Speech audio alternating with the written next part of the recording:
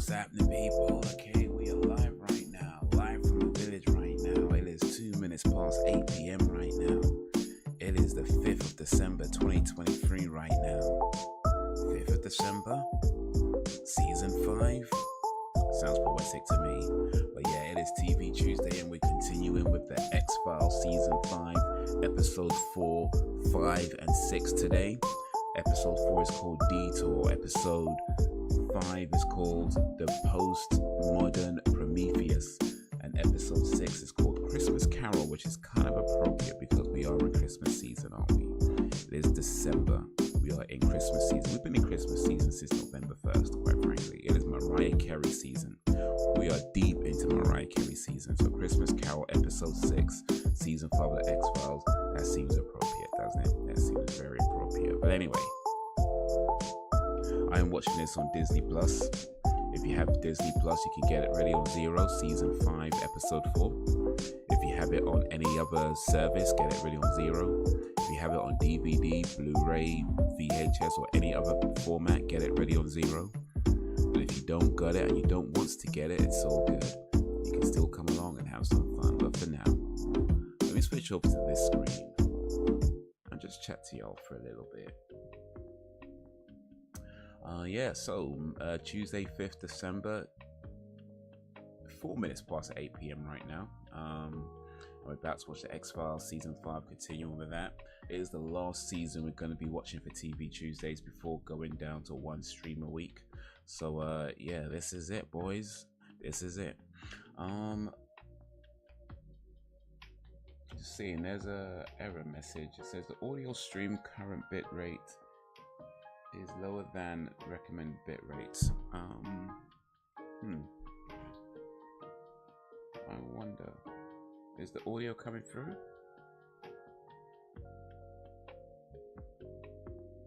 Yeah, the audio seems to be coming through, and you might have heard that twice because of the thingy. Actually, no, you shouldn't have heard it twice actually. But anyway, audio seems to be coming through. So hopefully, whatever caused that is resolved itself. But anyway, if you are having any issues, if the audio or anything, let me know and I'll see if there's anything on mine that can be done about it. But yeah, you know what, what did I do today? So yeah, I did some driving work, but then also I went running today, and I ran, I don't know if it's the furthest I've ever ran in my entire life, but if it's not the furthest, it's certainly close to the furthest, because I seem to have a memory of running around 9 miles. Maybe it's going back some years, and I might have to I don't know, delve into my running history to figure out what exactly I did. But I think it seems to have a memory one time of running 9 miles. But when I think about it, it's like the route would have been, I'm sure the route that I ran that day would have actually been less than 9 miles. But anyway, I did run 9 miles today. I ran 9.12 miles today. In fact, you know what? I should be able to find out if my longest run ever. Real quick, actually. Let me go to my activities here.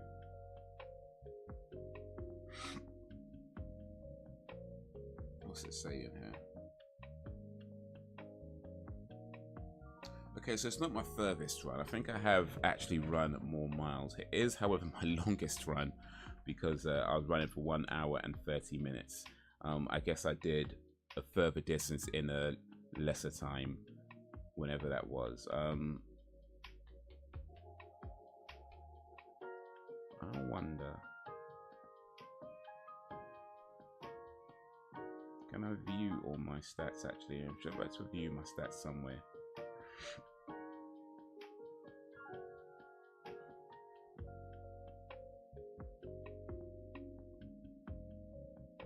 Okay.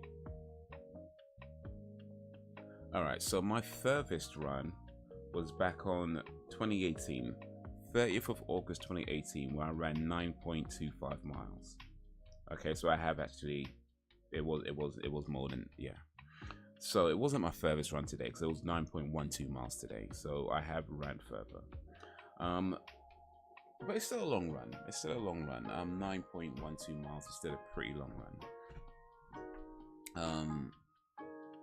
I'm gonna try and do 10 miles actually. I think next time, maybe not next time actually, because like long runs do definitely take out on your legs, and you don't want to be doing too much too soon. So I think it's important to give yourself a time to recover, time to your muscles and your legs to kind of recover from that sort of thing. But hopefully next time I can run a 10-mile run, and that could be my furthest run. And maybe, who knows, maybe one day I'd actually do a half marathon. Never say never, never say never. But yeah, I ran 9.12 miles today.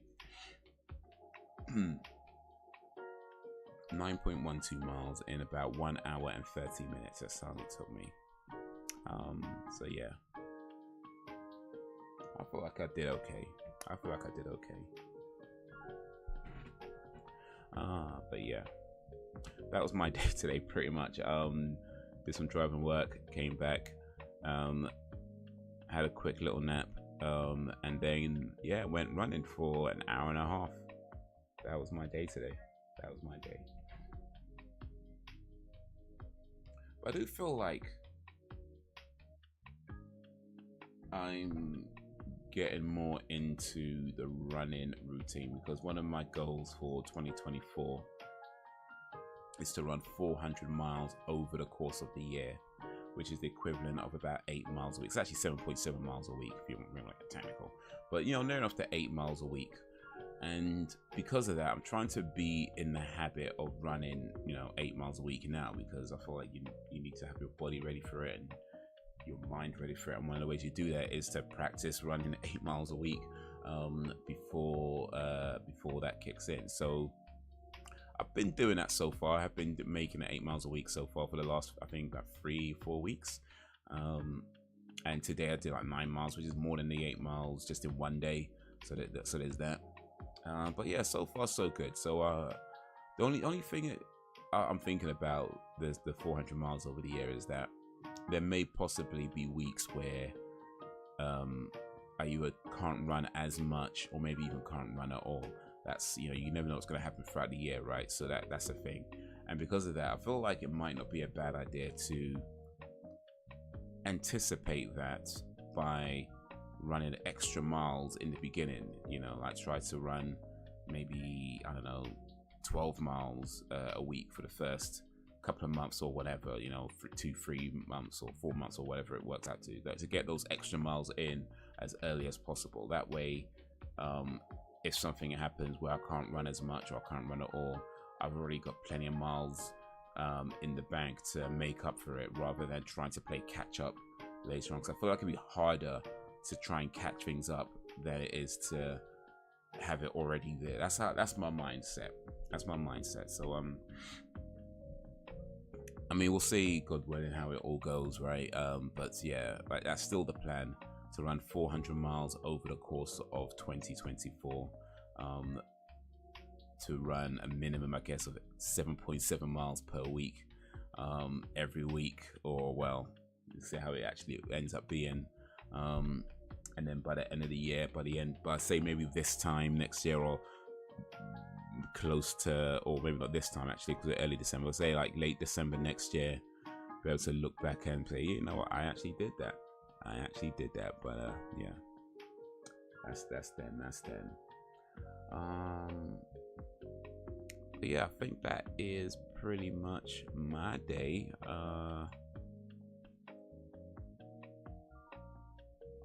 All right, then I guess we're about to get this show on the road. So hopefully y'all ready on 0. I'm not ready on 0, so let me get me ready on 0.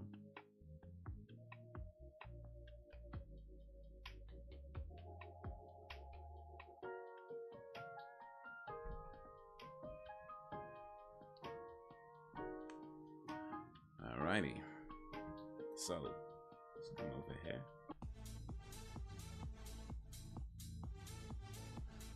Alright, so about to start the countdown. Countdown goes 3, 2, 1, play. And in 3, 2, 1, play.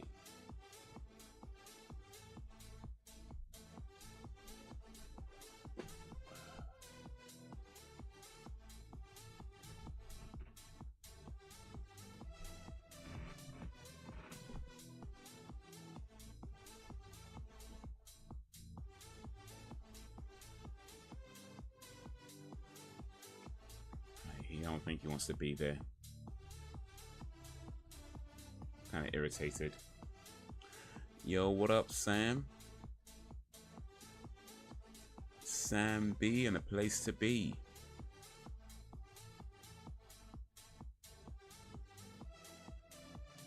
How is ye? How you be?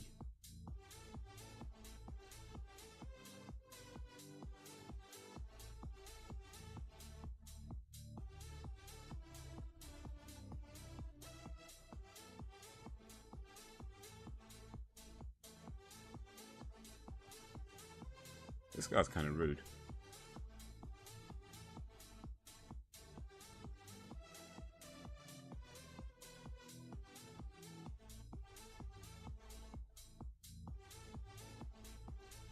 Something bad gonna happen. Yeah, how's your day going? How's your day been? Appreciate you joining this live stream.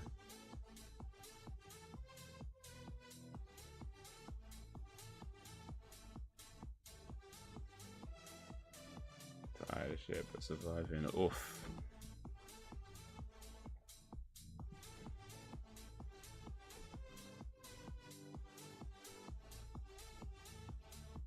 Well, if you doze off, I'll understand.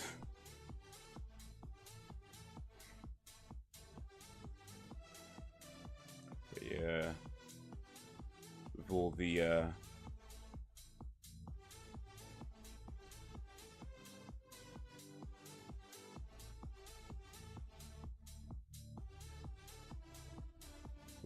the stresses of life, I get it. We can all catch up. So this guy went out there to save the trees, and the trees killed him. Boy, that's poetic.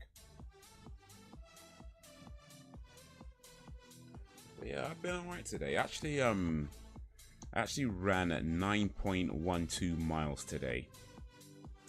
9.12 miles, and it took me an hour and 30 minutes to do that.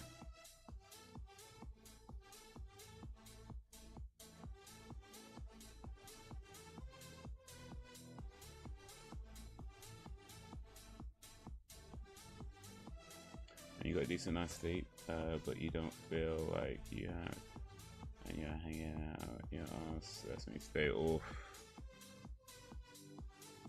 You know what, actually, about sleep. Something I've learned about sleep recently in the last maybe few months or so. So when you go to bed and when you wake up, right? Let's say you go to bed at, I don't know, 12 o'clock, right? And then you get up out of bed at 7 a.m. Now, assuming you fell asleep near enough to right away, by the time you wake up, you'd think that you slept for 7 hours, right? You fell asleep at 12, woke up at 7. So you'd think you slept for 7 hours. The truth is, you probably only actually slept for around 5 to 6 hours. Because what happens during your sleep is that you actually wake up multiple times during the night. But it's so short that you don't remember it, you don't kind of register it. So these are like maybe like a minute, 2 or something like that, you know, or whatever. They're like really short periods of time that you're not registering, so you don't remember any of them. And it doesn't happen necessarily in a row. It's like it might be every 20-30 minutes or something that you'd wake up and wake up, go back to bed, wake up, fall asleep, wake up, fall asleep, and it happens throughout the night. So by the time you get to, you know, the time you get out of bed, you'd think, okay, I fell asleep around 12, I got up at 7, that's 7 hours sleep. When truth is, it might be closer to like, yeah, 5.5, maybe 6 hours.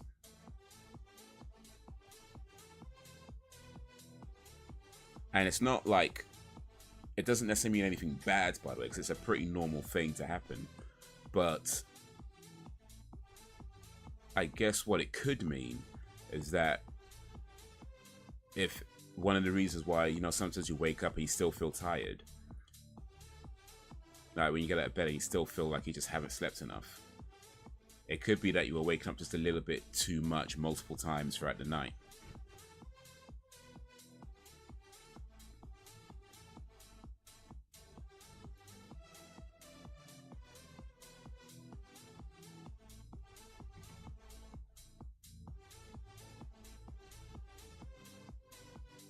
But yeah, sleep is important.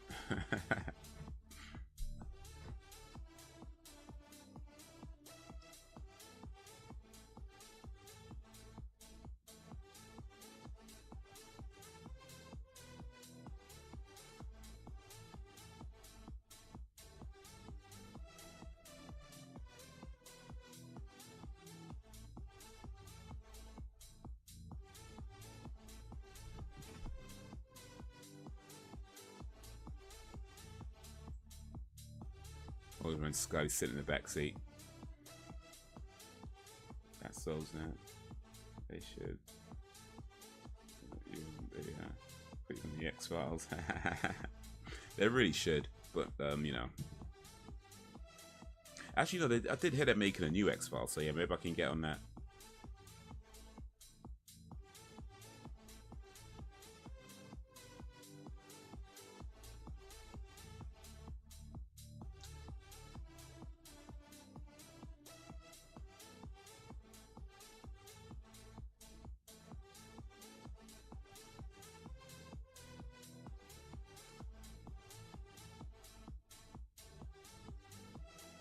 So who can I be on the X-Files?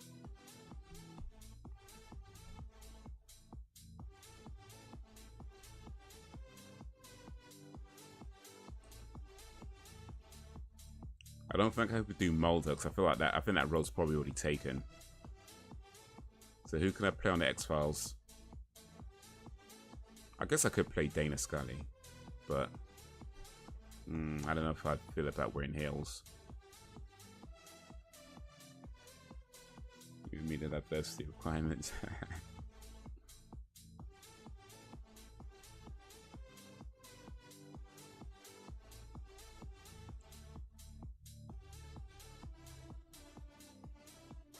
What about Mr. X? That could be a cool character to play. I don't want to be a smoking man though, because I don't want to smoke cigarettes. I know it's like you don't have to inhale it or whatever, but yeah, I wouldn't want to be like, unless they could figure out, unless it's like a digital CGI cigarette, then maybe, alright, cool, I can do that. But if they want me to hold a real cigarette, I don't want to play the smoking man.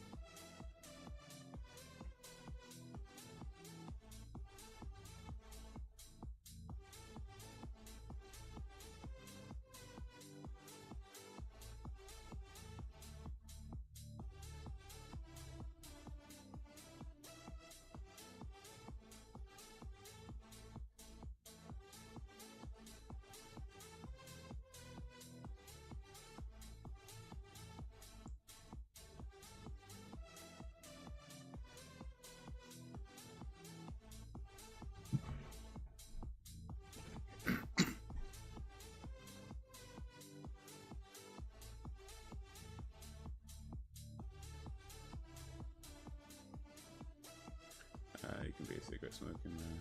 The actor who played him didn't smoke. They were fake cigarettes. Oh, really? Okay, so I guess they added in like the smoke digitally or something. Okay, in that case, yeah, I could do that. I can do that. As long as I'm gonna be around real cigarette smoke, then I'm good. Because then, like, your hands would stink, your teeth would go all yellow. I mean, my teeth weren't exactly like white anyway. I don't need to ruin them any further, you know.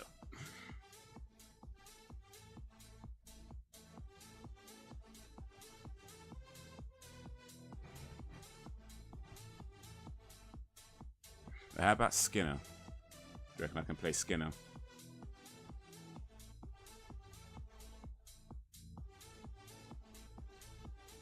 Skinner's got more hair than me though, so that might be an issue.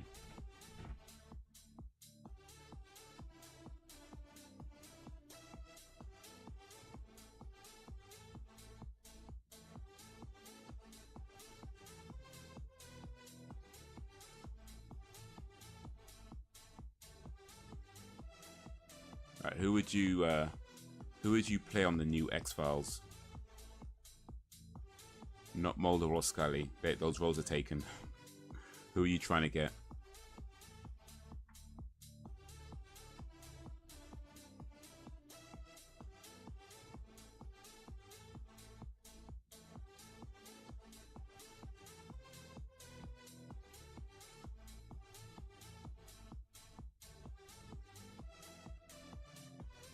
Could be Skinhead Skinner. Hey, that's a good ring to actually. Skinhead Skinner.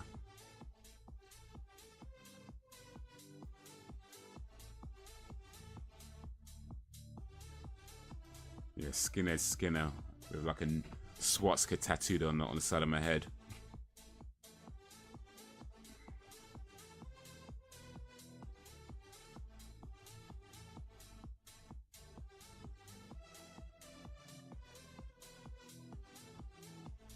And I have to wear those tight jeans with the braces. Yeah, what up, little Jakes?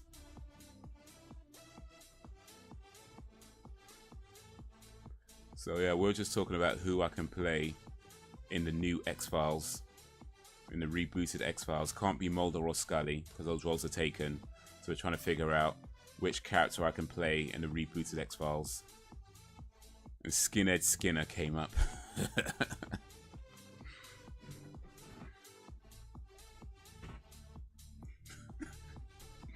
Yeah, I think I want that. Yeah, I think I want that role for sure. Skinhead Skinner. That'd be an interesting character to play, though. Somebody who's like an FBI, senior FBI character, senior FBI agent.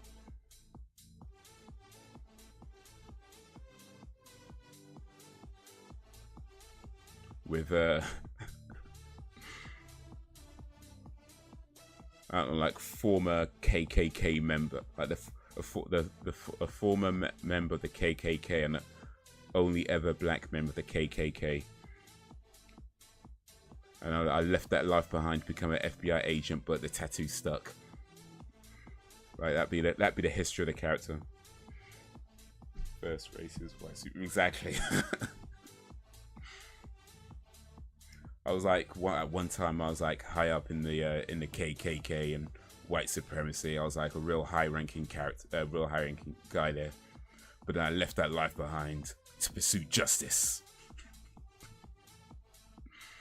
But I still got all the tattoos and just like racist ink.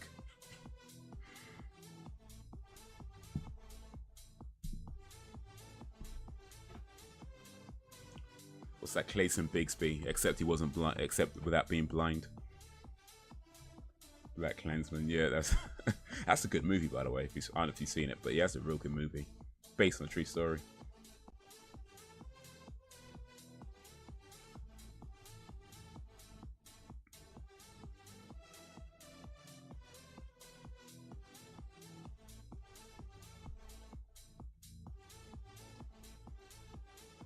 Oh, what's going on here?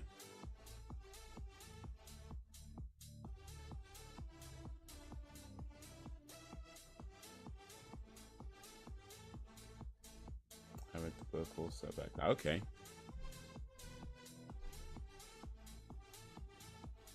Oh, what's going on here? So who would you guys play? Like, so you can't be Mulder, can't be Scully. And you can't be Skinner either because I'm taking the role of Skinner. Skinner, that's my character. So who would you guys play in the rebooted X-Files? Not Mulder, not Scully, not Skinner. Who you playing? Who you picking?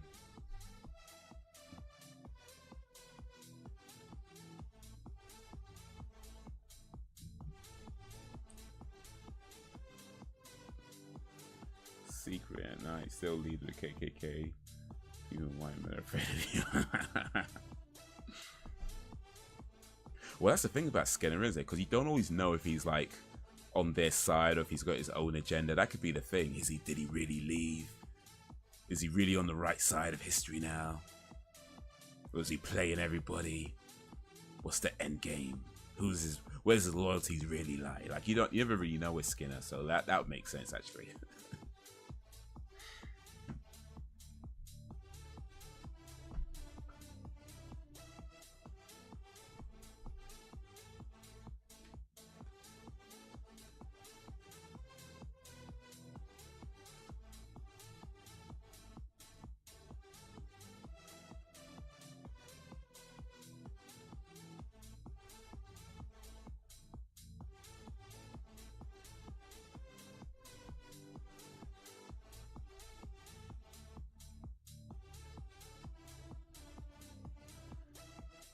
Mysterious cigarette smoking guy. So little Jacob wants this mysterious smoking guy. Okay. Are you doing real cigarettes though?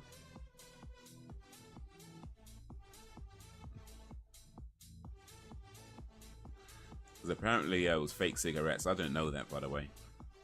I've just been elucidated on that matter by Sam.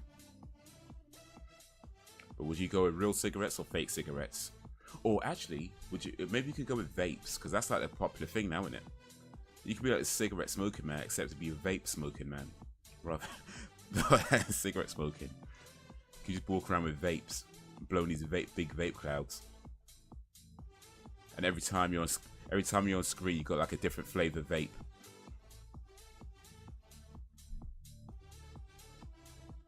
You could have like mango flavor vape one episode. Next episode you got cherry flavor vape.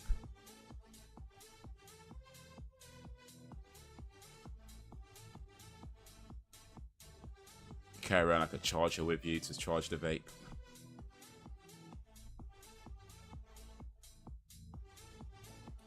Mrs. X, okay.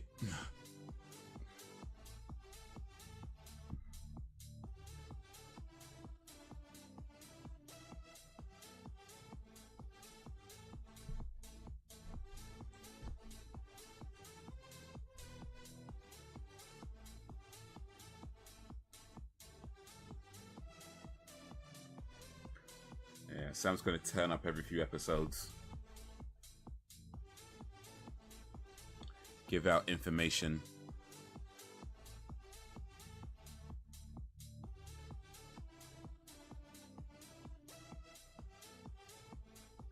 But nobody's really going to know. Is Sam helping out Mulder and Scully? Or is Sam hindering Mulder and Scully?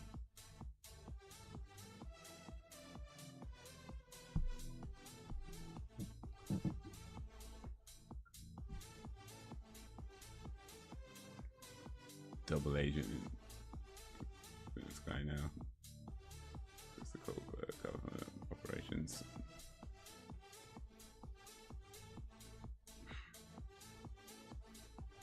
I think we got our characters. Yo, what up? What up, Brax? Oh, she gone rogue. We'll never know. You'll never know.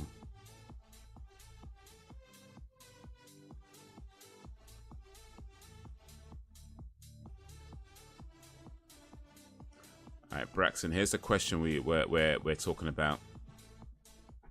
They're rebooting the X-Files. Which role are you trying to get? Which character would you want to play? Now, you can't be Mulder or Scully. Those are already taken. You can't be Skinhead Skinner. You can't be Skinner, because that's already taken.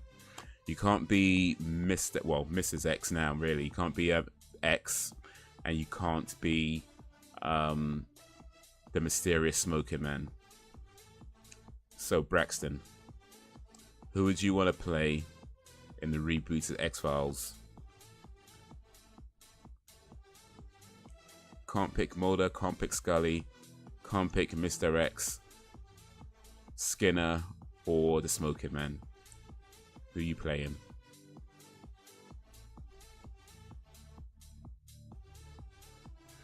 if there's ever been a white supremacist black man. You know, there probably has been. There probably has been. Like, honestly, that would not surprise me. You know.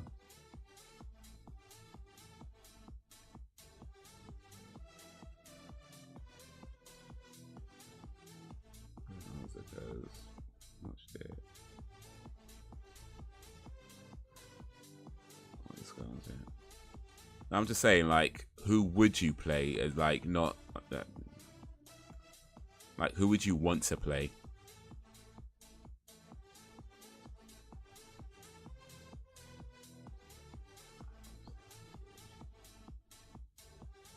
Which character would you want to play in a rebooted X-Files?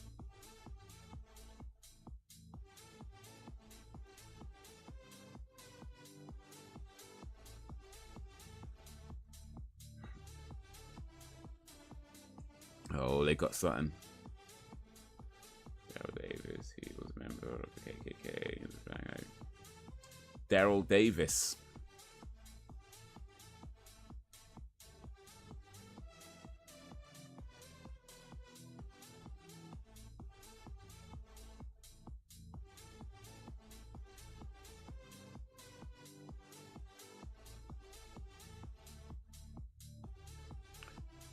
Daryl Davis.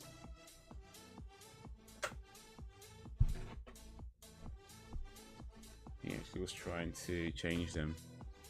Okay, so like he wasn't like fully in on it. He was like trying to do some good things, or trying to.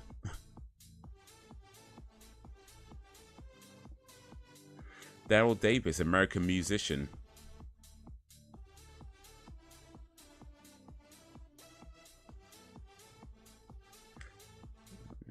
Police position and experts his efforts to fight racism, in which he engages with members of KKK. Yeah, apparently he wasn't a member of the KKK. He just like engaged with them, like talked to them and stuff. Alright, let's see here. I'm gonna search black white supremacists on Google. See what comes up.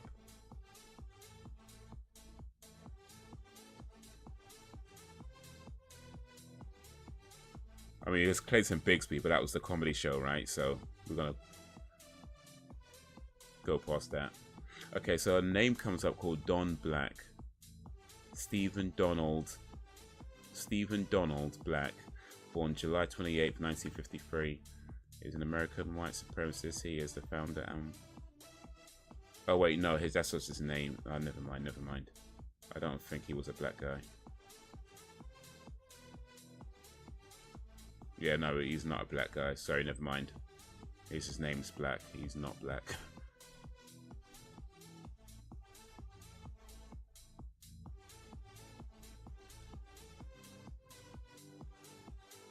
But I'm sure there's some. I'm sure there's got to be some. Well, doesn't got to be, you know.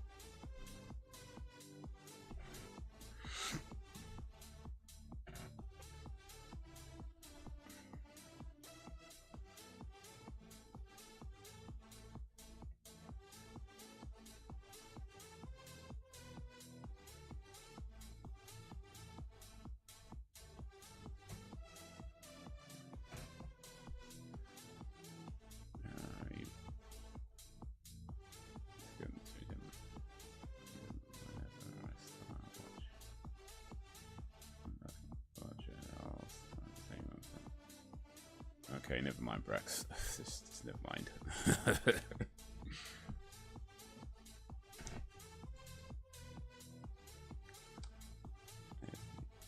actually collected their robes. He collected the Imperial Wizard of the KKK. I don't know the ins and outs. And he tends to talk with them, get them to change their minds. Yeah, according to the small little bit on Google search results or Wikipedia, yeah, he wasn't a member of the KKK. He was just trying to engage with them and change their opinions on racism and stuff. I don't read how far into it, whether it succeeded or not, but yeah, he wasn't actually a member. Well, I don't know. Maybe he joined for like 5 minutes or something.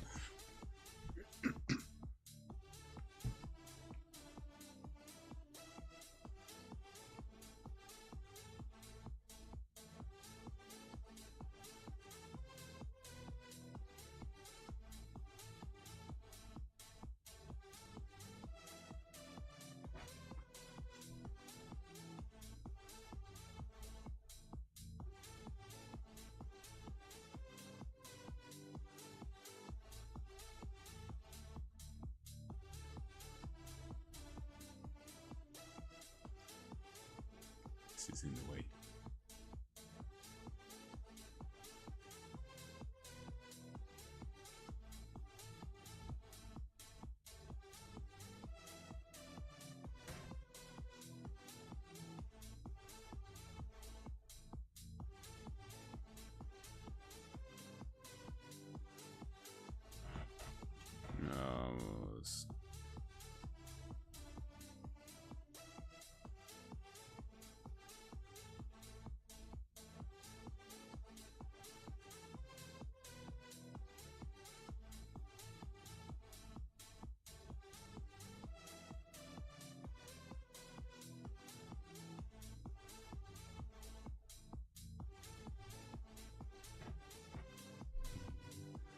Friends were current former members. Oh, he was dead now. I think some of the current members actually respect him.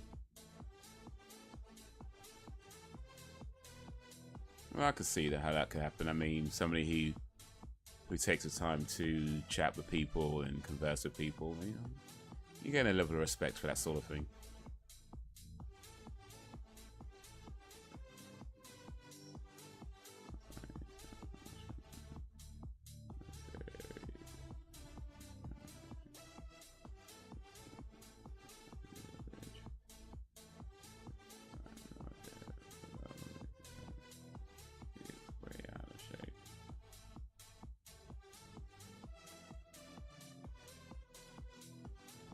To see something.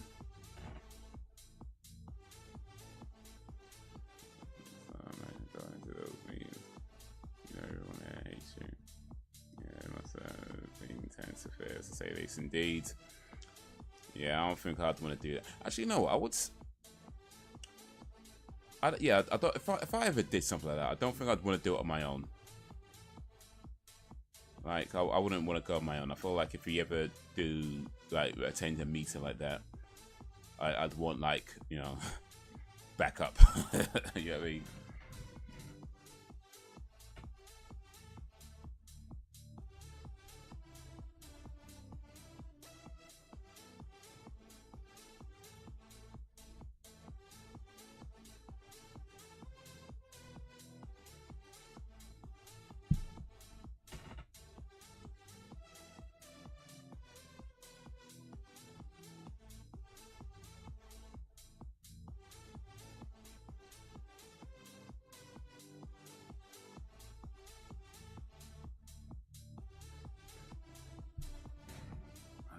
Do it unless I brought a firearm with me.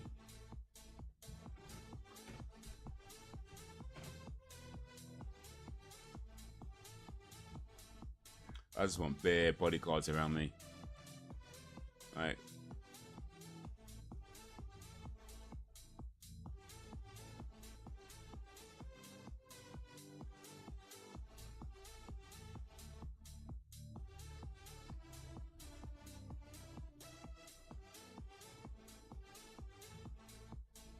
all big karate trained dudes, like judo trained, everything.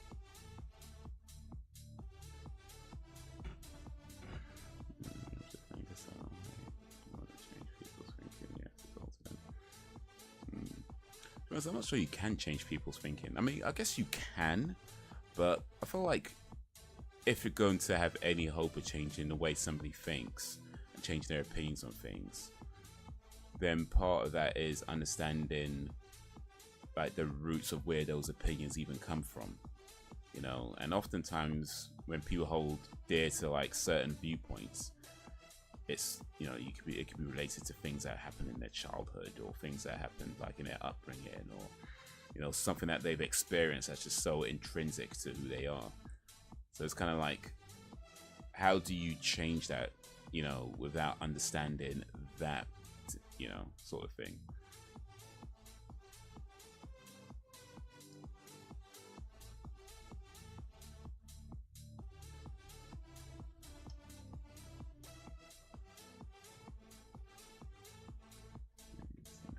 Generational racism starts changing.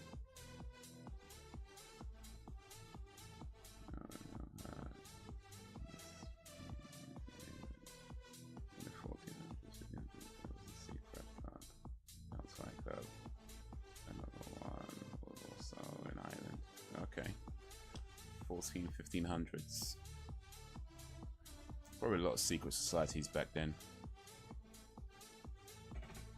Or secret places and secret this and secret that.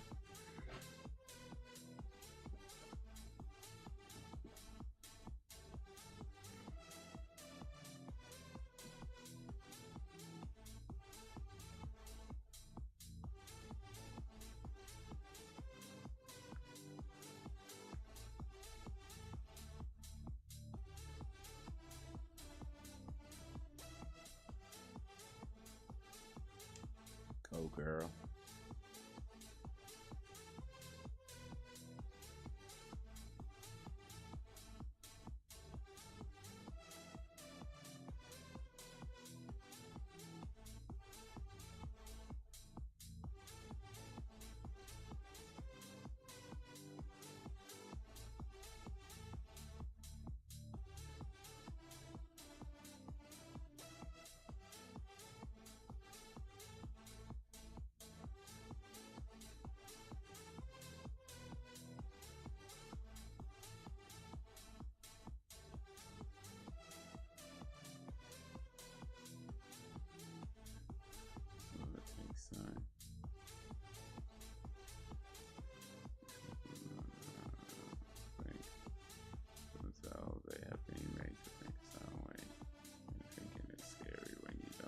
Yeah, indeed.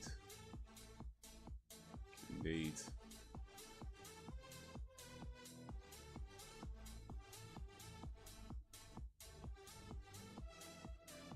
I think there's also a lot of other factors as well, like ego,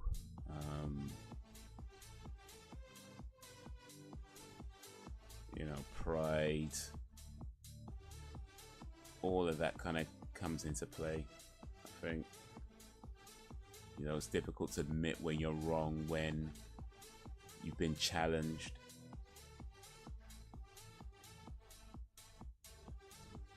Hellfire Club was the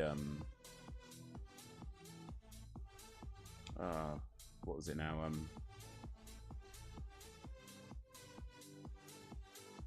Oh, flipping hell, man.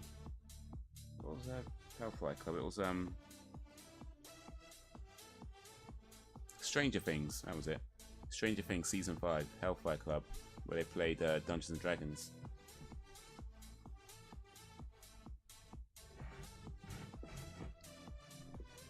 Scully needs a pay rise. She does too much.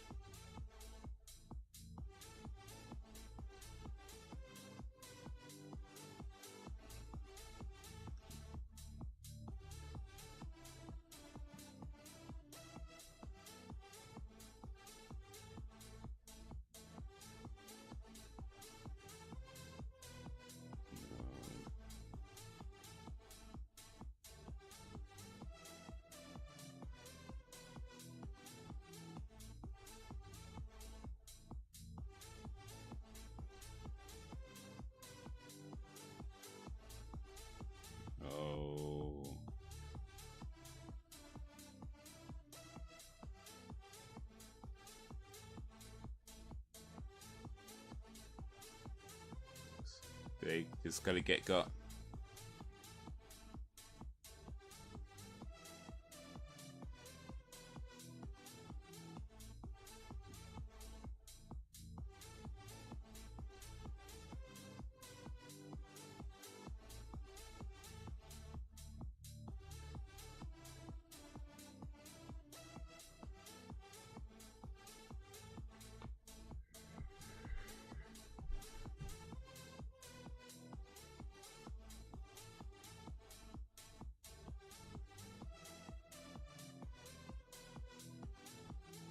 Oh, she's found them.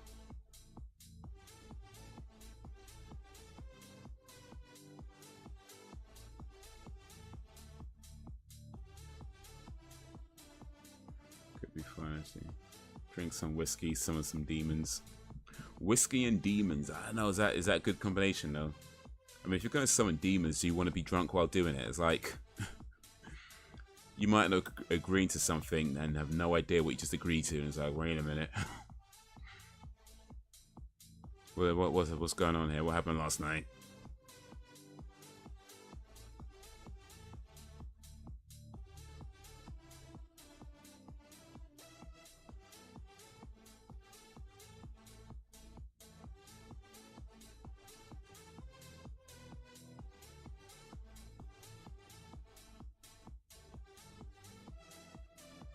Make more interesting, I suppose.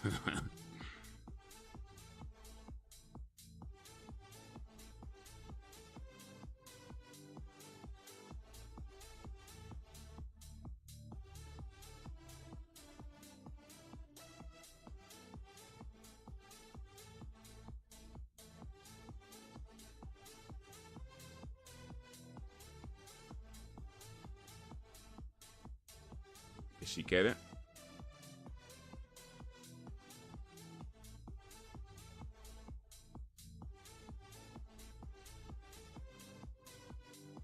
Surely Scully believes now, right?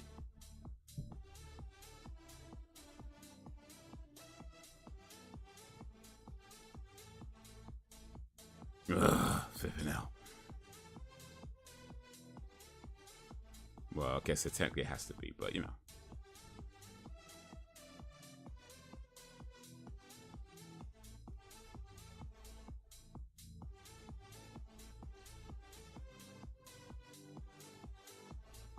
Anybody ever do that, by the way? Get drunk and summon a demon.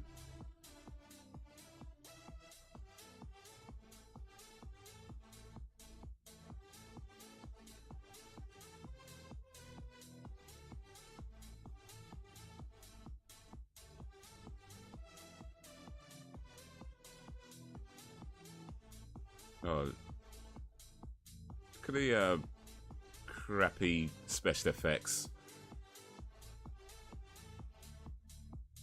1990 special effects. Oosh.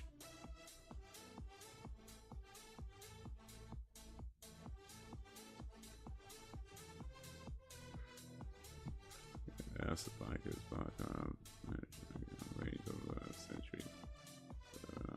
Okay. Private dark. Euphemistic pub.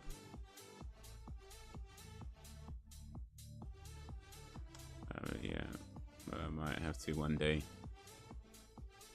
Well,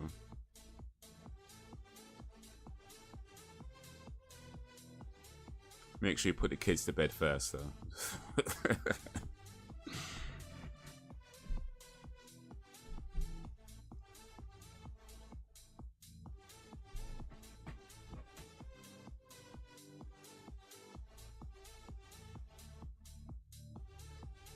Happy ending.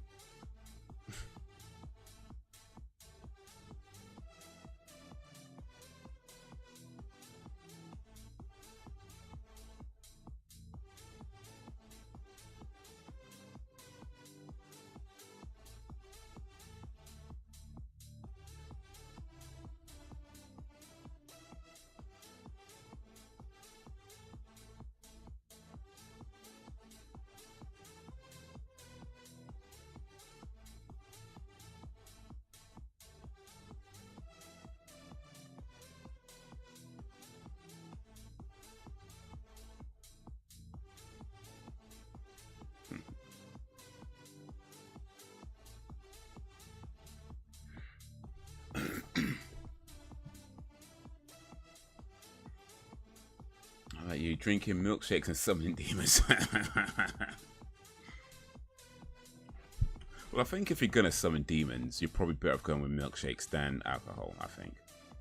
I feel like you'd have more control over what you're saying, because you know if you get drunk and say the wrong thing, you might find yourself like a slave to a demon for all eternity, and you don't even know what you're doing. You don't even know why. So I said, if you're gonna summon a demon, then yeah, you'd want to be sober doing it. So no, I haven't tried it, but I think if I ever did try to summon a demon. I think I'd be doing better with milkshake than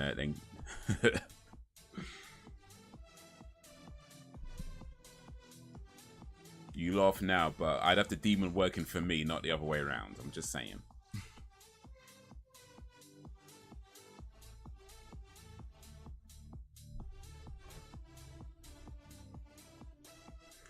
Let's go. Let's fire around secret scientists and way down the stream.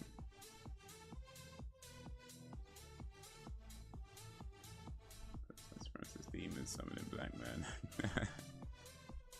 Milkshake drinking as well. Let's not forget that.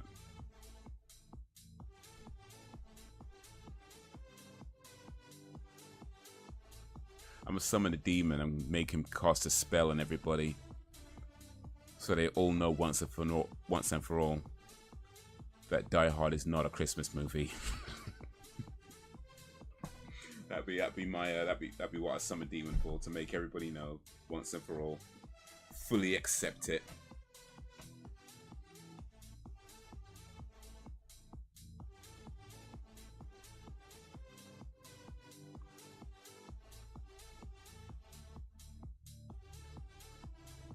Yeah, some people be like, yeah, make me rich, make me handsome, make all the girls love me, make me popular, make me, I don't know, maybe have a six-pack. That's what most people wish for, or ask for. I'd be like, make everybody know that Die Hard is not a Christmas movie. We good. We good. Alright, well that was the first episode of today. That was interesting, kind of like, you know, bit slow paced, but you know, it's alright to have that sometimes. The idea that Spanish conquistadors or something came to these parts of town and adapted over 400 and something years. I mean, it's not entirely impossible thinking, but hey, I probably could have a better example. But that one might be after Scully in the next episode. We'll see. We'll see. But yeah, we'll get that ready on Zero and start it in just a moment. That's episode 5, season 5, episode 5, the Post-Modern Prometheus. The Modern Prometheus, by the way, so Frankenstein by Mary Shelley. The full title is Frankenstein and the the modern day Prometheus. So Post-Modern Prometheus, I guess, is a reference to Frankenstein. But yeah, Frankenstein by Mary Shelley is actually one of my favorite books. Do I have it, by the way? Do I have it? No, I don't. I don't have it, but it's one of my favorite books. I've read it like twice, I think, years ago. But yeah, I really like the how it was written, because this is like I think like 1700s was written, and it's the way people spoke back then. Because of course, if the whole book is written in letter form, it's like letters this person's writing to his sister. And because back then when you send letters, you know, they could take a while to arrive, so you're really writing in detail about, you know, what's going on and what's happening. And so yeah, it was a really, like, you know, cool way of like just like describing things. So you're reading these letters and just the way like it kind of flowed. Of course, it's a book, so it's written for entertainment, so it's part of that as well. But yeah, and it was a really cool read. I really like that book. I never did see the movie though. With I know they made a movie with Robert De Niro, and I never did see that. That was based on that book. I don't think I ever saw it, or did I? Maybe, I don't remember. But yeah, the book was really good. I really enjoyed reading that book. Make everyone wrong then? No, I'll make everyone right. Doing the world a favor.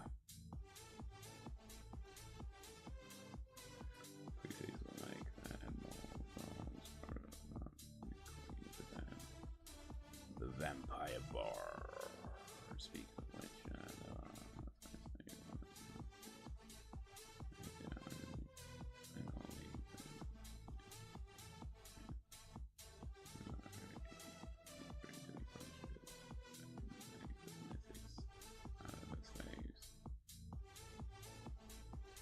You mean you say that they're a notorious slave owner in your state? You mean like she's still there now, after brutally torturing people?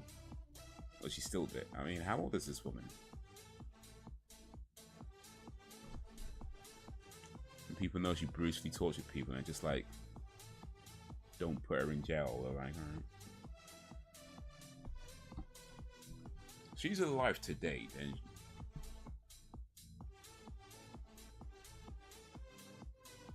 She's alive today, then she'd be old.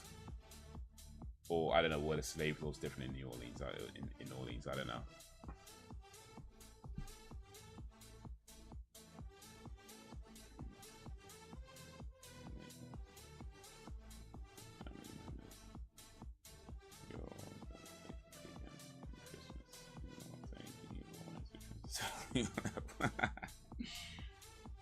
No, I won't cancel Christmas. I'll be making Christmas better. Because I'm not saying you can't watch Die Hard at Christmas. Of course you can. You can watch anything at Christmas. Of course you can watch it.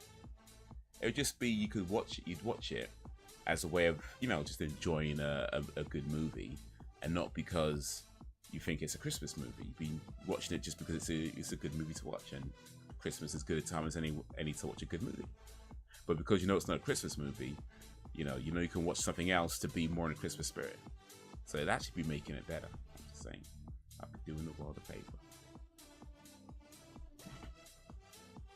Toys for a time. Centuries.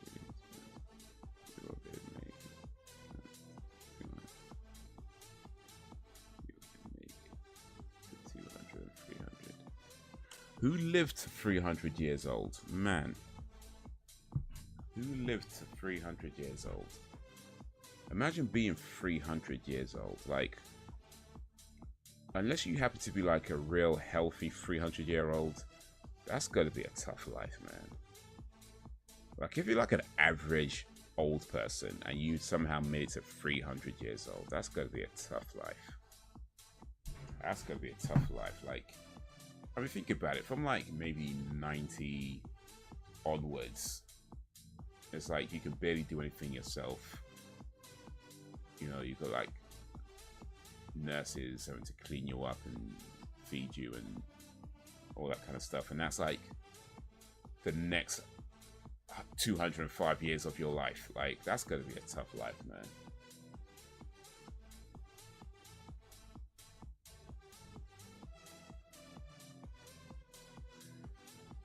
$147. I'm pretty sure the oldest person in the world right now is actually younger than that. But let me double check before I say too much. Let's see, oldest person in the world right now, because maybe I'm wrong.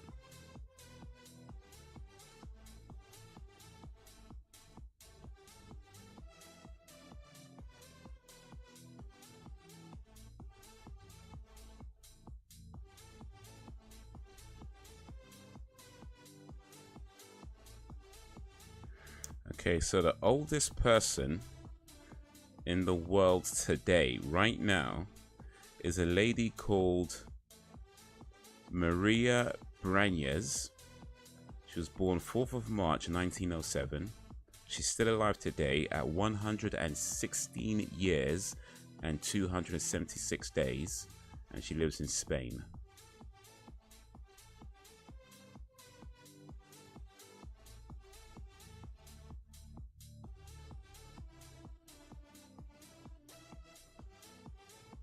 There was a person, her name was Jean Calment, who lived till she was 122 years old and 164 days. She died in August 1997. She lived in France. That's the oldest women. Let me see if there's any dudes that are older.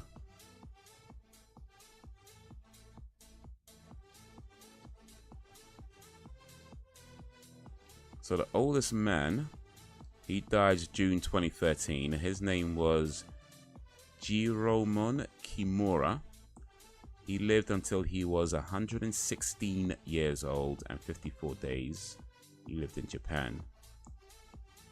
The oldest man alive right now, his name is Juan Vicente Perez, born 27th of May 1909. He is currently 114 years old and 192 days, living in Venezuela.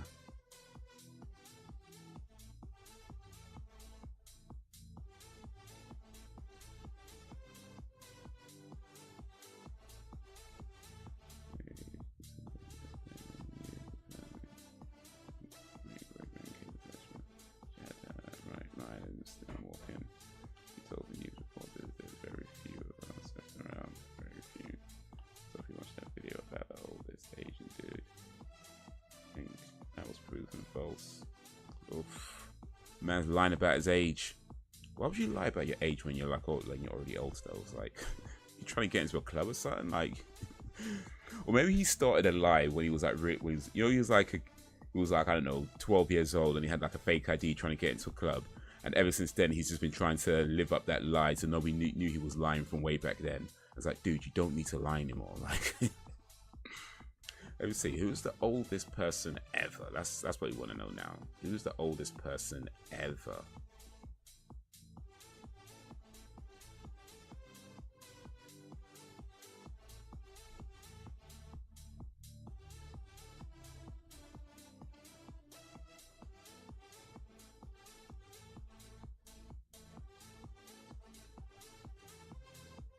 Okay, so actually that was Jean-Louis Calment from France. So yeah, 122 years and 164 days. Or at least the oldest person. I guess to be fair, that's the oldest person in recorded history. Like, if anybody lived more than that, you know, back in the BC years, you know, I mean, we ain't gonna know now.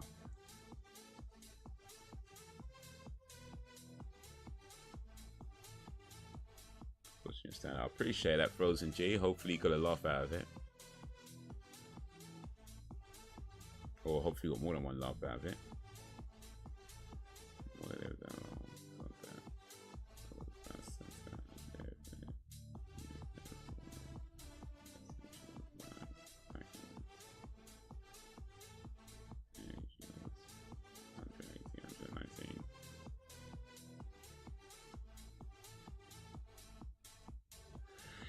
Yeah, I mean, I don't know if I mean, I would say it's not so. I don't know if I want to. Well, yeah, it's a long time to live, but I feel like what matters if I live that long, I'd hope that I'm still as healthy as possible. That's what I'd want. Like, if I'm gonna live that long, I'd want to be as healthy as possible. Like, I think it'd be hard to be that age and have all kinds of like health issues, and you know, this don't work, that don't work, and you need medication for this and this for that, and that, you know, you can't move that to, you know, if I was to, however long I live, I'd hope that I can be as healthy as possible. That'd be my thing.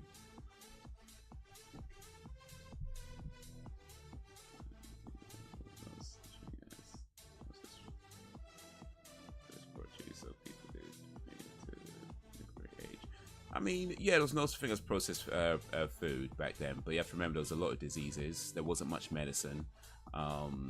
You had a higher chance of being attacked by wild animals. You know, so yeah, there was plenty of things still killing people back then. You know, processed food isn't the only thing. Like, there was plenty of things still killing dudes back in those days. You know, you still had, like, you know, lots of things to concern yourself with in your day-to-day. Plus, you had to generally work a lot more because, like, Whereas now you can specialize in an area and focus on one or two things.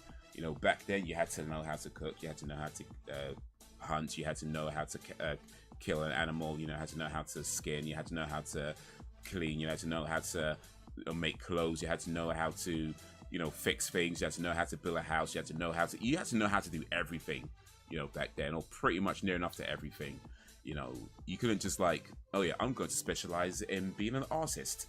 You know, you'd be dead next week, right? So there've been plenty of things still killing people, you know, back in those days. Processed food was not the only problem.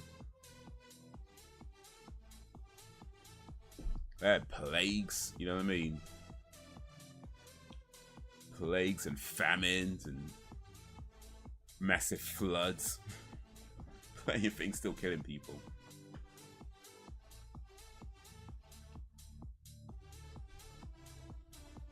I mean, I'm staying 29 forever. Forever young. Alright, let's get this next episode started. This is episode 5, season 5, episode 5, the Post-Modern Prometheus. Hope you're ready on 0, because here comes the countdown. 3, 2, 1, play. Those gigs are old. They're from like 3-4 years ago. So yeah, those are old gigs. I haven't done any new gigs at all. They were posted on another channel before. I'm just re-uploading them here now because that channel's been in a coma for a while, and I do plan on reviving that channel out of its coma, but the plan is to do something completely different with it. So well, not completely different, but pretty much different with it. So I thought, you know what, I want to give this old content a home. It's been unlisted for a while, or a lot of it was unlisted. I'm not sure all of it was, but a lot of it was unlisted.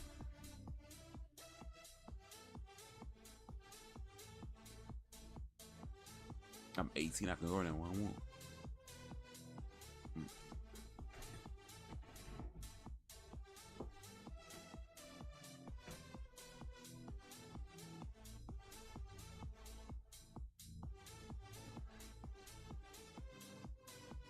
You ain't going to a comic book convention. Oh, there's my moms and papas out there, the young folks and athletics and the dance class, skate and etc.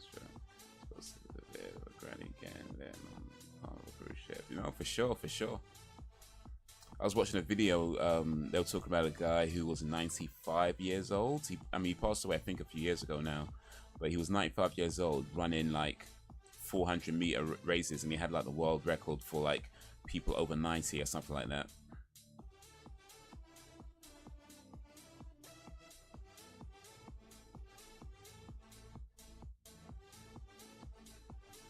But yeah, like there are some old dudes like still living it up, man, for sure. You know, people still hitting the gym, doing weights, still jogging, still running marathons.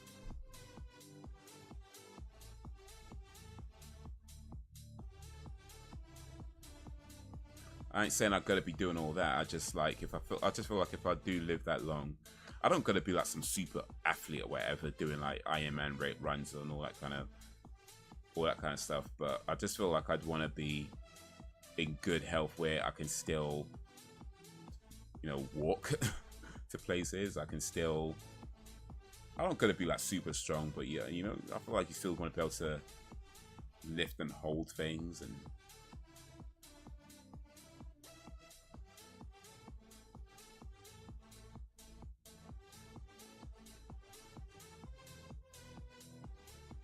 oh, somebody's naughty.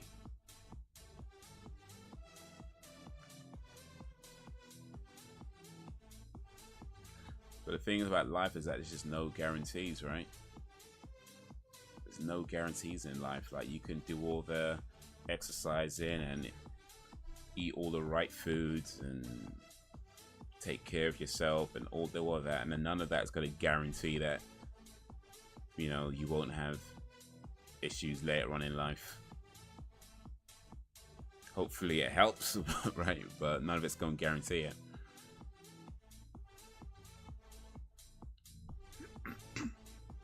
What is that? Some free face dude. Nah. Man, you come straight out of a comic book.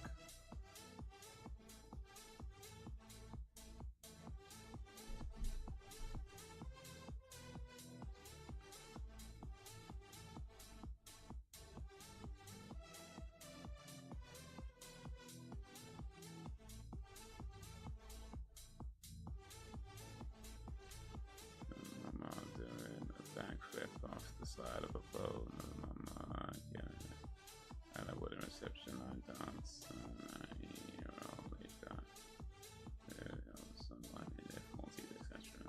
yeah, I mean, I don't need to be doing no backflips, but yeah, you want to be able to move still.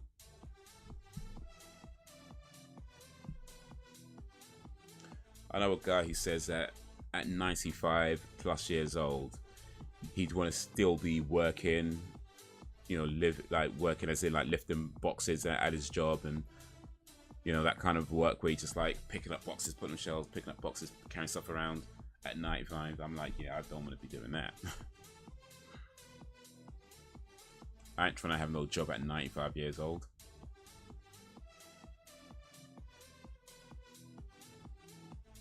But then again, the way the retirement age just keeps moving up and up and up, I might not even have a choice.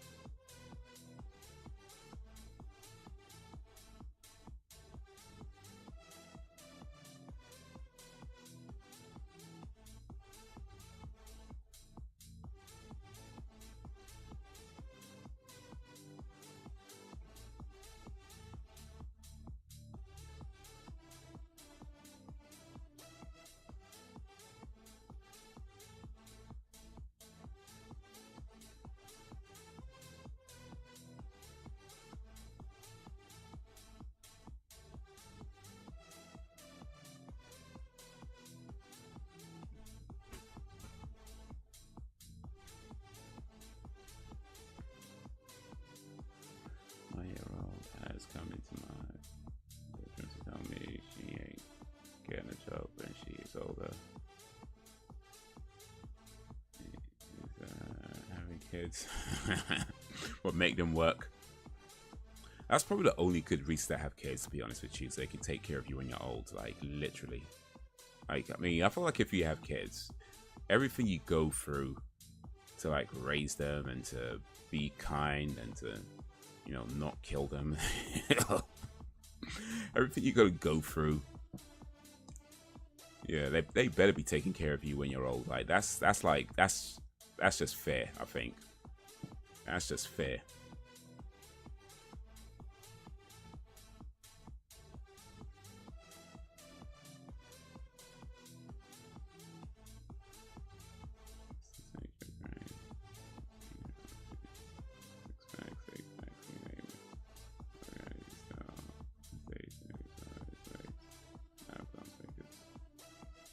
Well, I mean, if you're into that, Brax, I ain't here to judge.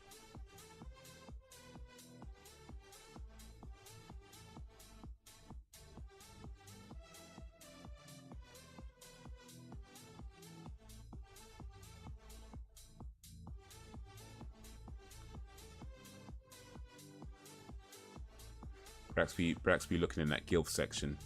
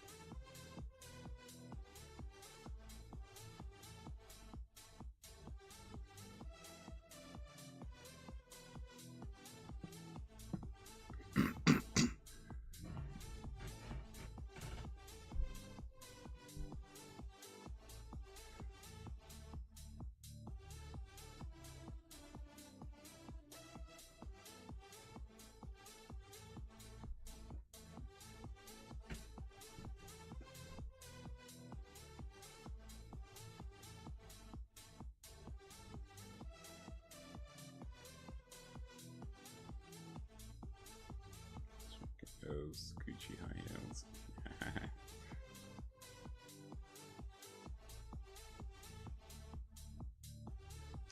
I don't know, Brax, can you afford Gucci though? Or is your Gucci spelled Guchy? Or Gooch probably?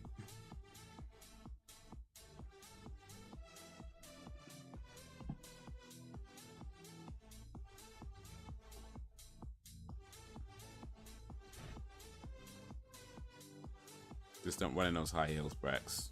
You're wearing fake Gucci's. The heel might just snap off when you don't, when you least expect it.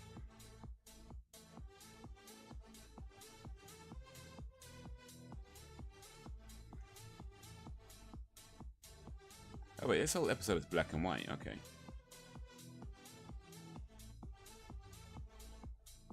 Lil Nas X. Sam Smith can do it. Brax. There you go. That's your inspiration.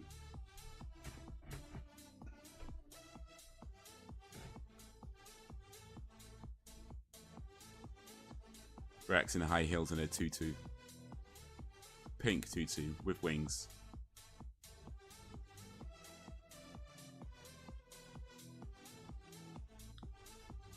Oh, they seen it.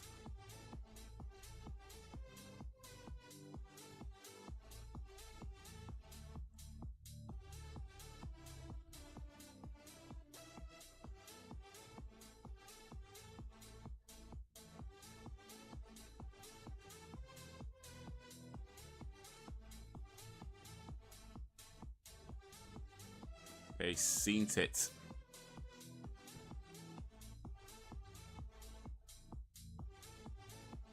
What was the Lil Nas X? Is he still around? Because I don't think I've heard a song from him for a while now.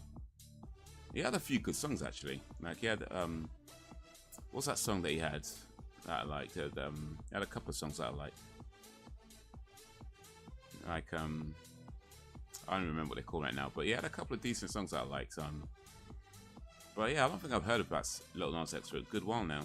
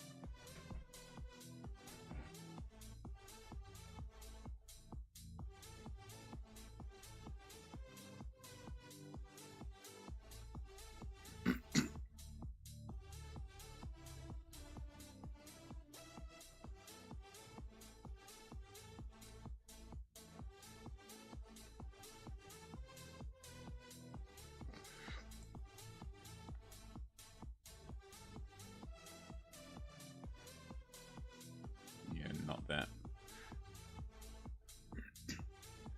That's one of the races in the stuff.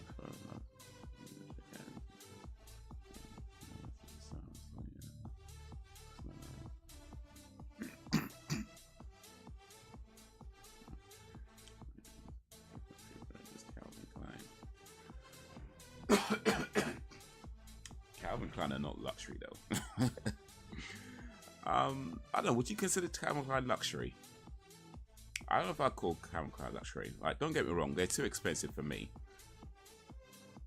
But I don't know if I'd call them luxury.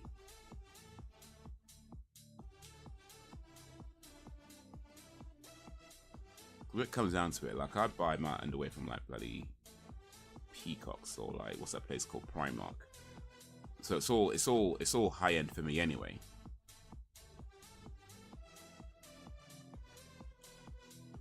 But I've had Calvin Kleins in the past, so they're not like unreachable for me.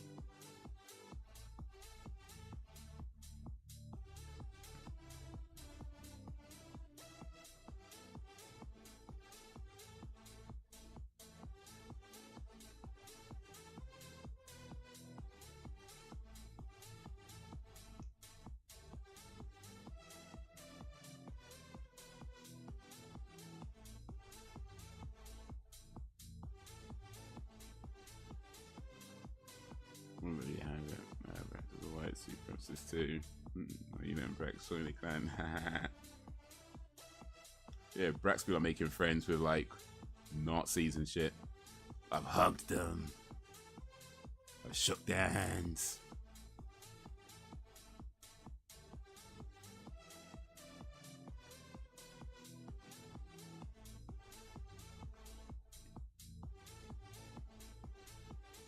Brax might already be in the clan. It might not be my choice.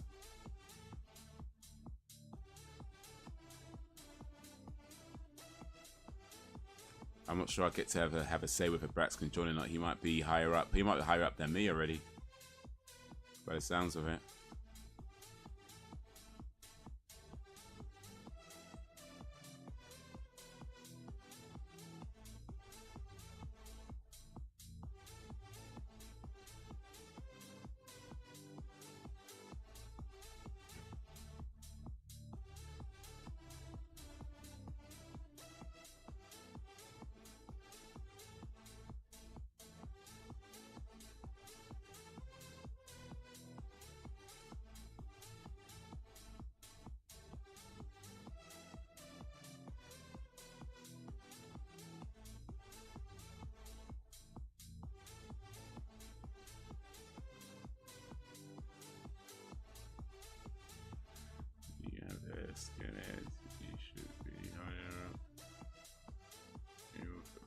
Very old, you know, raw.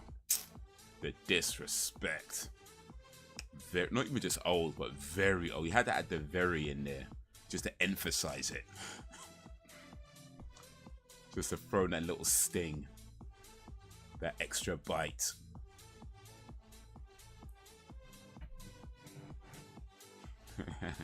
I should be higher up. But I don't know, man. I think Brax might be higher up than me. Brax might secretly surpassed me, and I didn't even know about it. I've been like left out in the dirt. That's not the word. What am I trying to say? Left out of the loop. Oh, I'm man. Look at that, man. Just because like you leave a woman to raise a kid by herself and don't come back when you're supposed to, she thinks it's okay to disrespect you in public. What's the world coming to? What's the world coming to, man? Madness. Man can't be no deadbeat dad no more without getting disrespected in public. It's like, madness, I tell you, madness. Need to make the internet great again.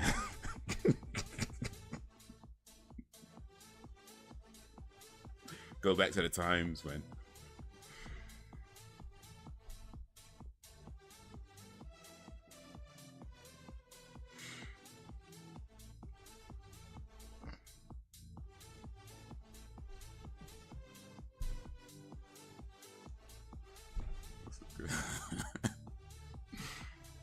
I have my moments.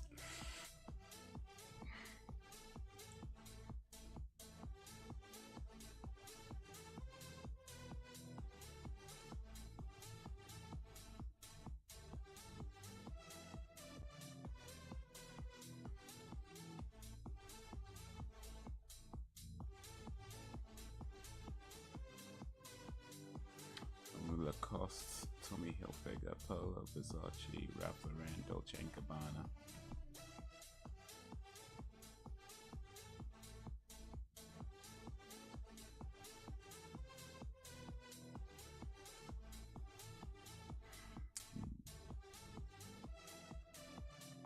Yeah, I never got into designer clothes all too much. I mean, there was a period of time where I wore more designer clothes than because it was like kind of popular at the time.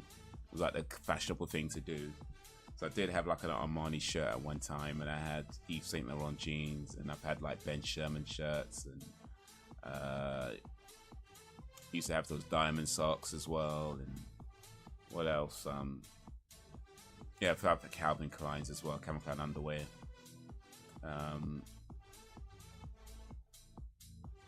You know, a few other things like that. I can't remember all of them, but yeah, I've had a few things back in the day, but there was that period of time when I was like, I don't know, maybe 16, 17. I was like 16, 17 where I kind of got into it for a short while. But yeah, it's just... Bruh.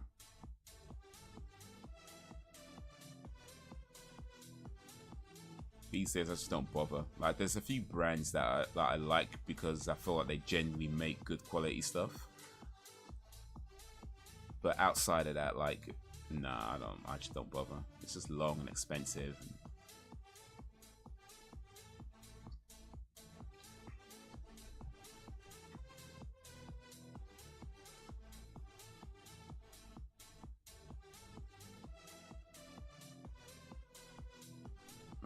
I can't even support your extremist white supremacist views. Yeah, Sam's one of those white liberals.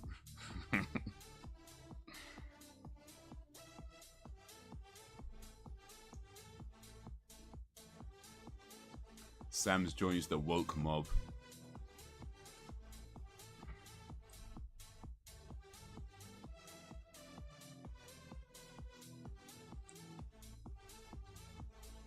Next thing you know, Sam's going to be like, women should be allowed to drive cars.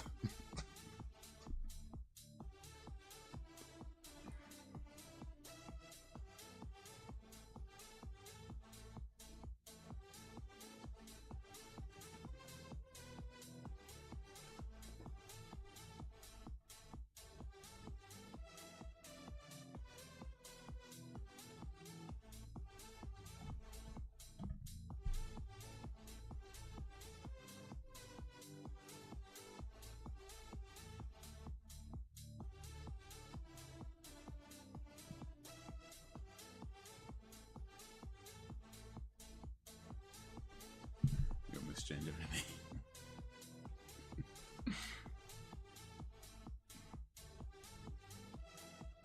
You know, the skinheads of today are the ones and good namely today and it's the bigotry info is everywhere out there. Chick. They just call Samantha chick. Okay, alright. So we're doing that now, yeah?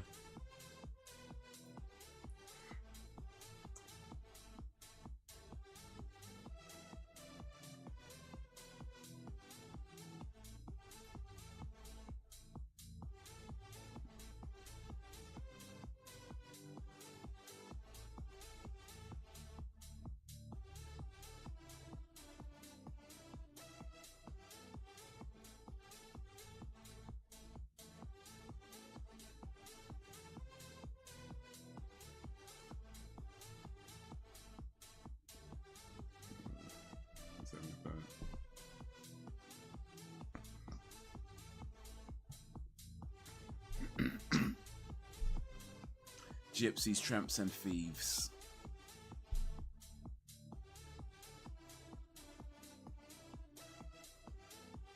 That's a well-decorated house.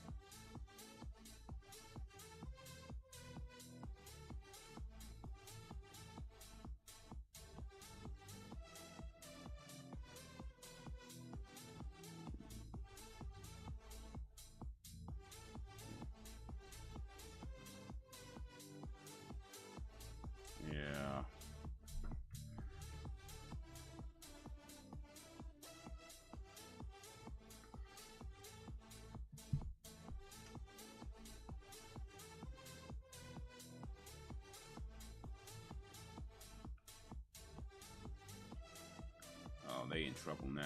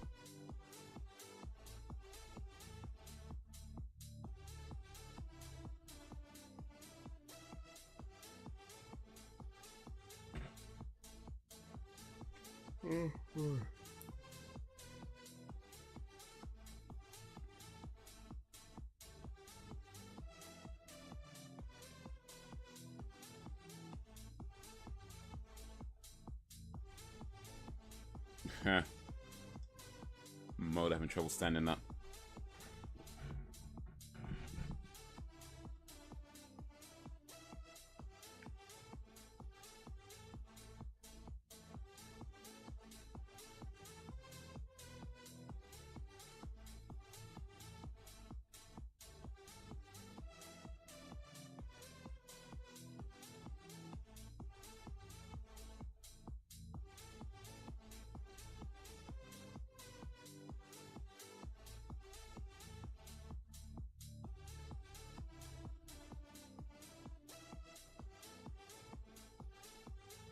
Mr. Nutter's what? What's that? Oh, that's a mask. Their share. That's a good movie, actually. I remember seeing that some years back.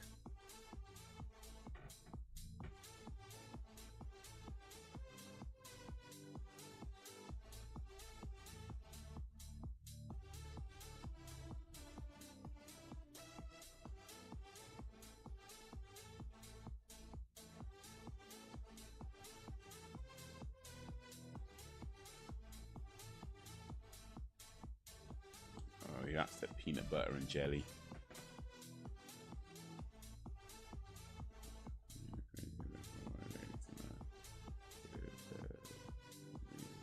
Pronouns that identify as a goldfish.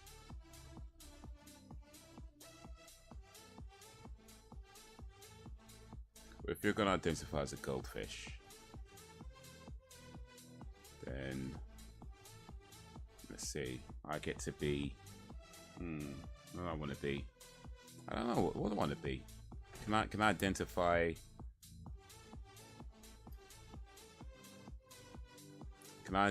as a millionaire?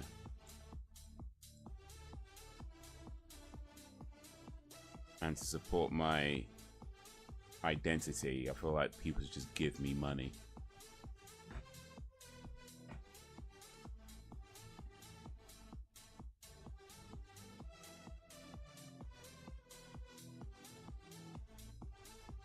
Because I can. Oh, father and son.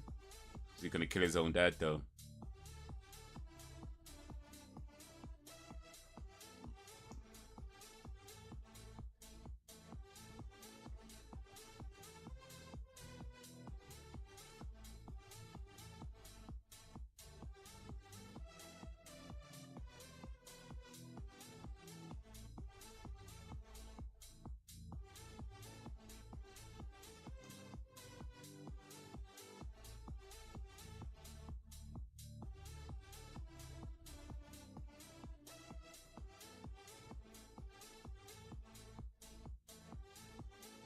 I don't want Smolder no more.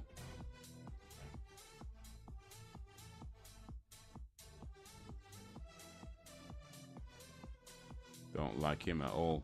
Spitting his food and everything.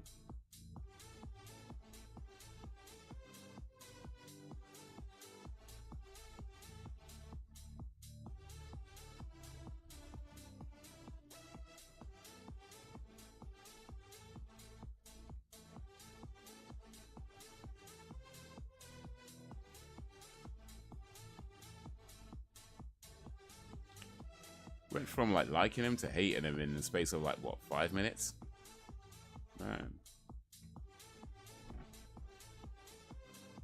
Oh, they call it a hoax. That's why they don't like him no more.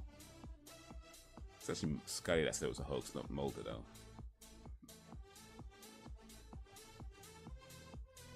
Oh yeah, supremacist pronouns and self-identity.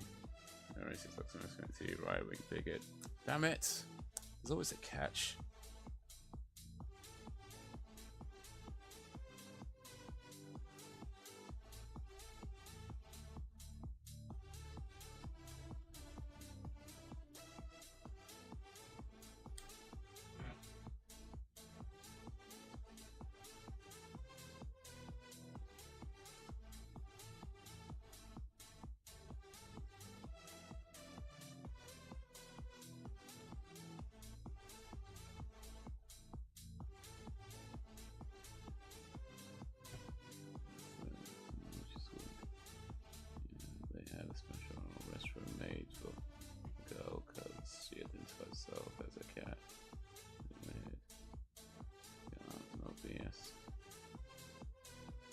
honestly, that's not even a bad idea. I mean, cats don't pee the same way humans pee. So if you have a girl going into the bathroom and like trying to pee like a cat, that's going to be a bit of an issue with everybody else trying to use the toilet. So it just makes sense. Yeah, build a whole new toilet. Be like, all right, here's a litter box. It can't take much to make a toilet for a girl that identifies as a cat. It's probably just like a broom cupboard with a litter box in there. Like it's fine. It's fine. Just give her an unused room and put a cat litter box in there, and it's like, all right, cool, we good. Make sure it's got super absorbency and all that sort of stuff. That just makes sense to me. Actually, no, maybe it doesn't quite make sense, because if you identify as a cat, you wouldn't actually go to school. Unless you're like an emotional support pet, because some schools have that. Oh, dude killed his own daddy, though. That's mad.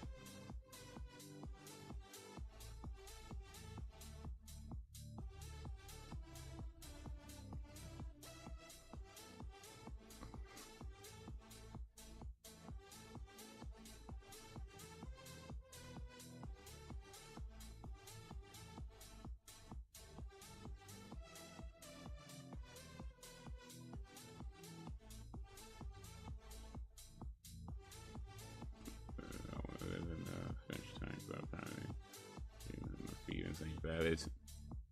How big does a fish tank have to be, though?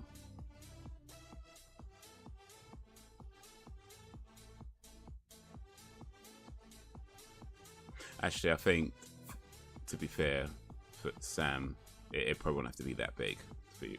I think you'd be fine. You might be fine. You might be okay in a fish bowl, actually. I think so. Don't think you have to worry about space. It'd be alright. It'd be alright.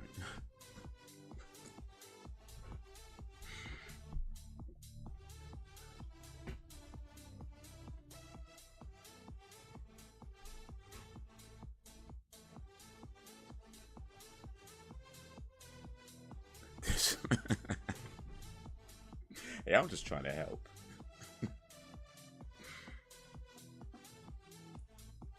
Make sure you get those flakes put in it.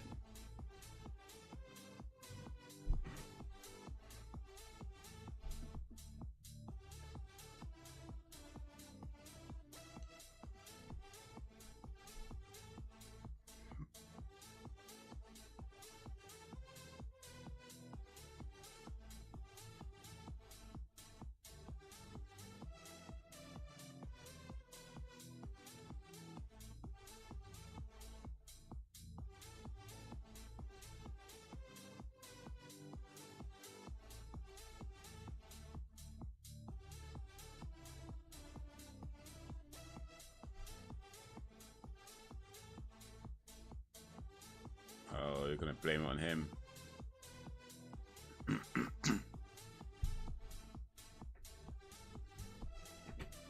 It's,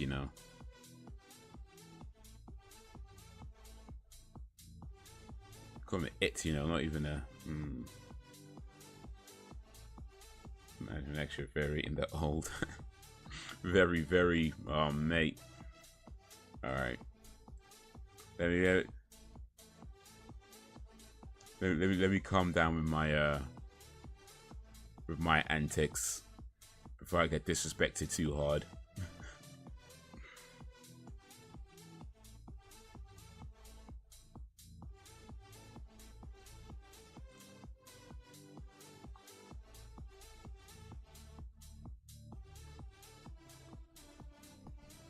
This guy killed his own dad.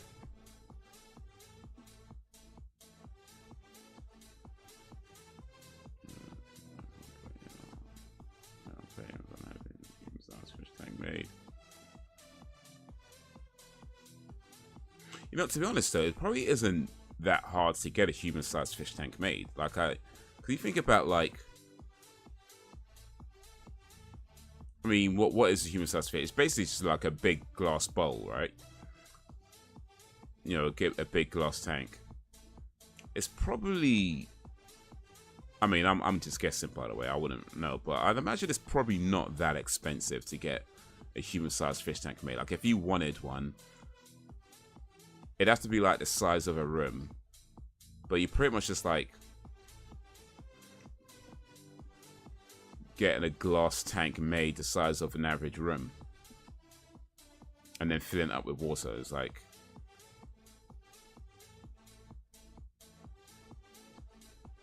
I'm just saying, it's probably not too hard to do it. Not that you should, I'm just saying it's probably not hard to do. You just might need to find somebody willing to actually make one though, and find a glass manufacturer or something.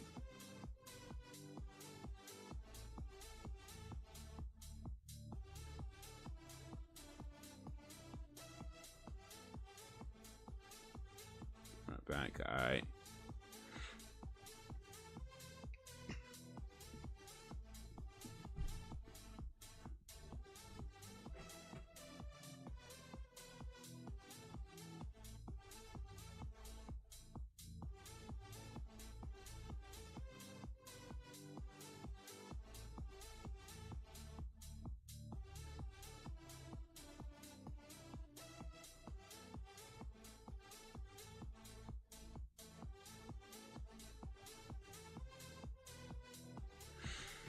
Oh man.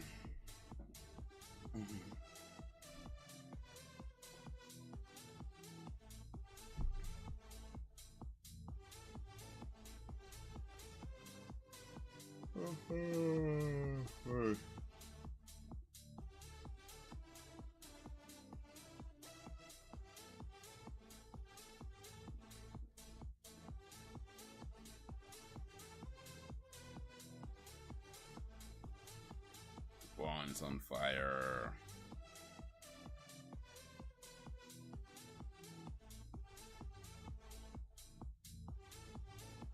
It's. They keep calling me it's, you know. The disrespect.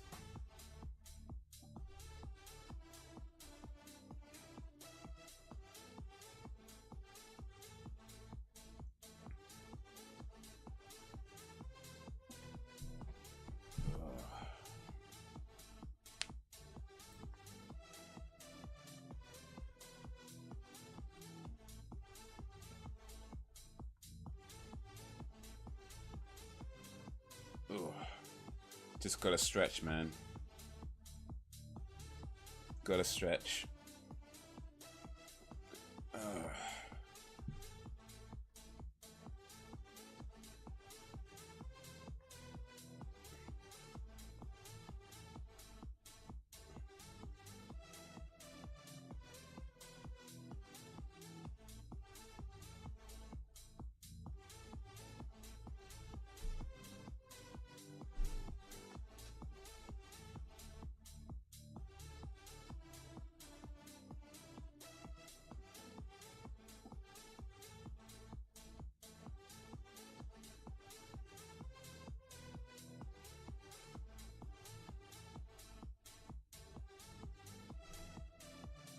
Tell the truth, man. Tell the truth.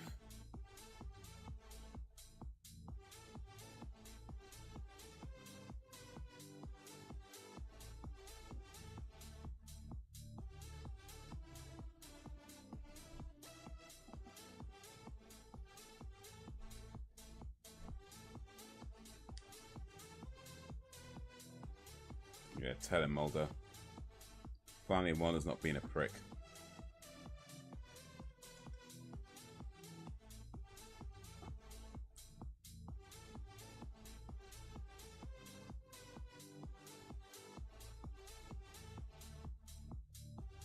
It's not an elephant, man.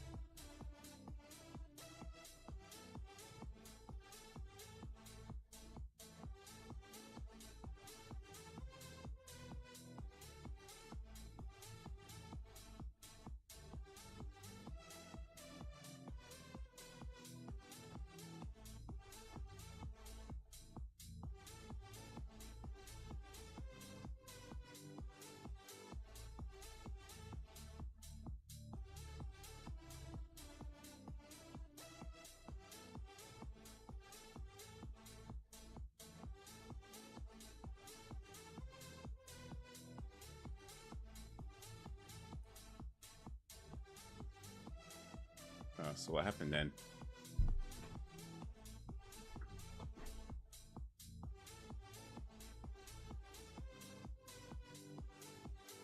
What's going on? What, the pig?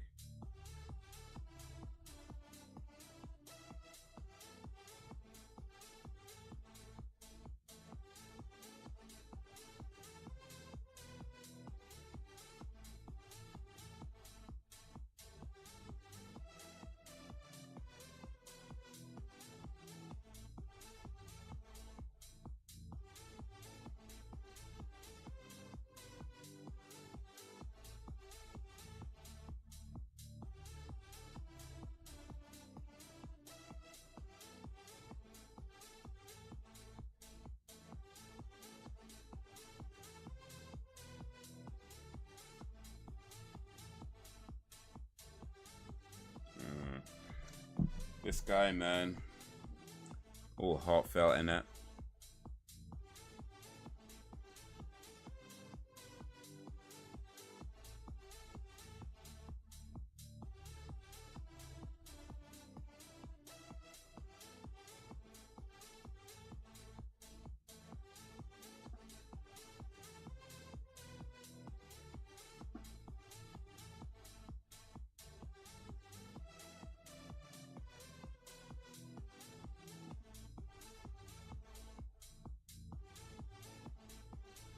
Yeah, he's the real monster. Guy killed his own dad, tries to blame it on somebody else.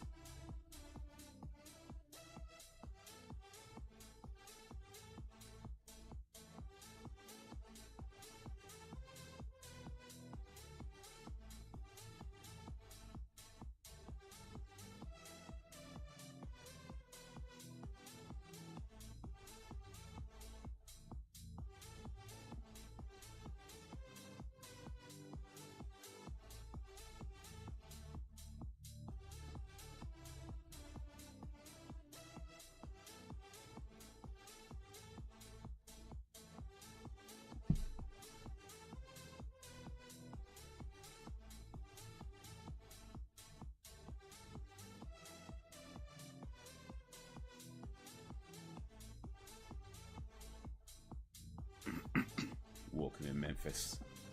Share.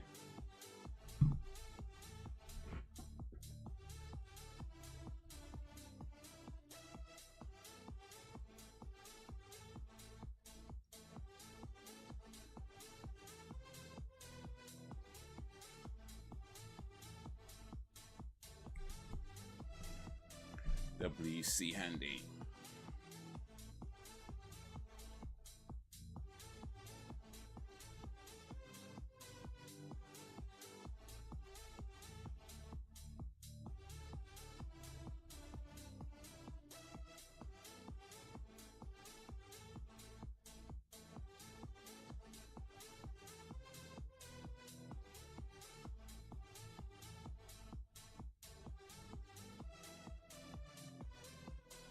That is not Cher. We've got a Cher lookalike.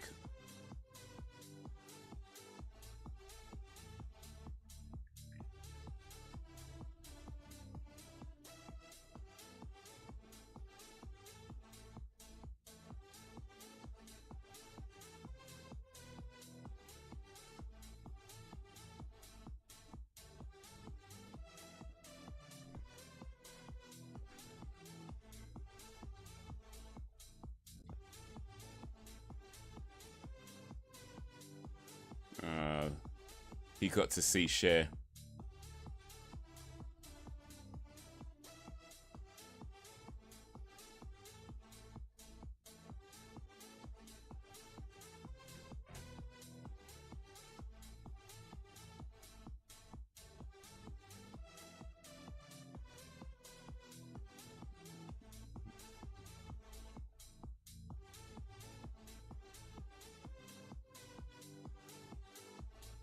Mulder in the mood.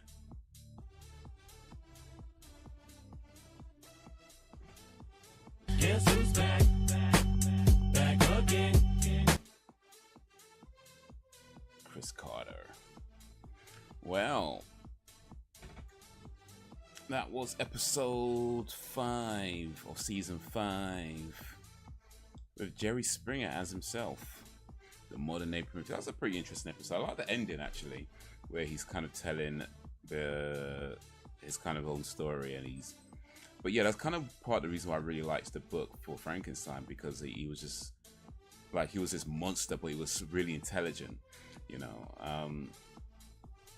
And from just his descriptions of things and how he wasn't like brutish and garble, like, because you might look at him and think like, oh, he can't even speak, but he was like this really intelligent, very smart person, you know. So I think that's what they try to do here, like have the great Mutato, you know. He doesn't really speak throughout the whole episode, but until the end, and you find out actually this guy kind of knows things, and he's able to express himself in very deep, and to really think about being alone and how he feels about that. So was that, but I like the episode. Yeah, they couldn't afford Cher, but they got Jerry Springer. What's that saying? They couldn't afford to get Cher. They got a Cher lookalike and the real Jerry Springer. Buffering. Damn it. Hopefully that buffering stops soon. But yeah, we'll get the next episode ready and we'll start it in just a little bit. The next episode is called Christmas Carol, which is appropriate because it is Christmas season. So that's very appropriate for now. Episode 6, Christmas Carol. I'm just gonna get it ready, and then we'll start it in just a moment or two for the last episode of the evening.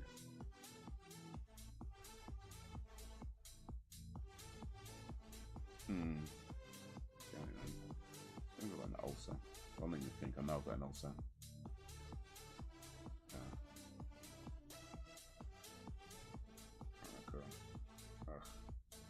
Damn it.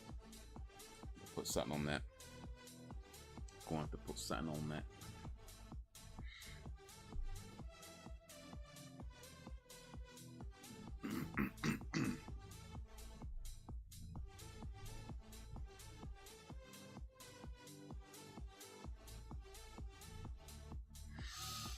Alright. We gonna learn today.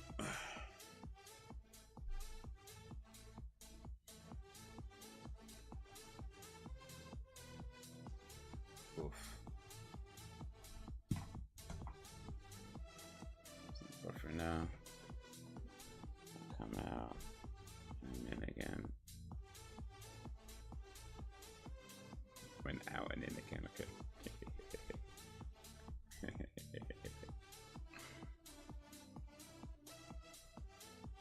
Alright, let me try to check something. I can see it here. Can I see it in this?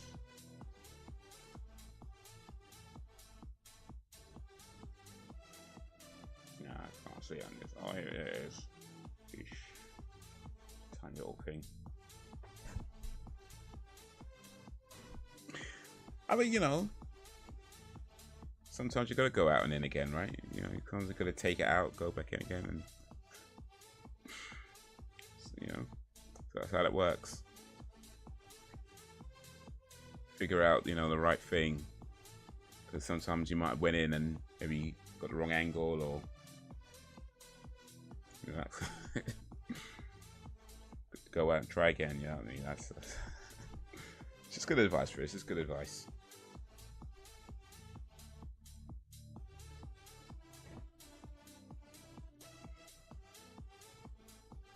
That works for you.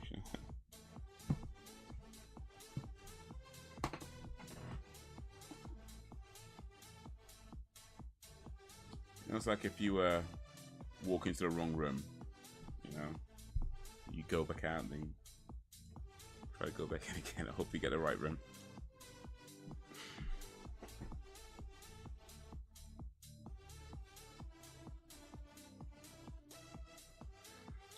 Oh man.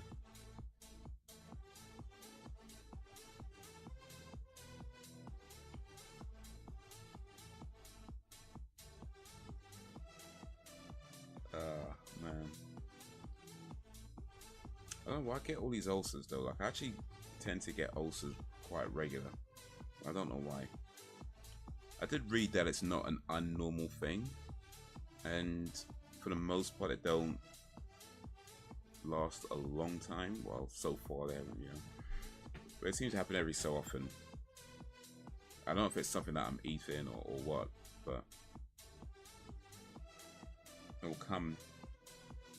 Put some cream, or not cream, like gel on it, and hopefully go away in about a week or so. But if there's something I can do to just not get them, then I think I want to do that. Yeah, they can be sore. Let's see real quick before we start the next episode.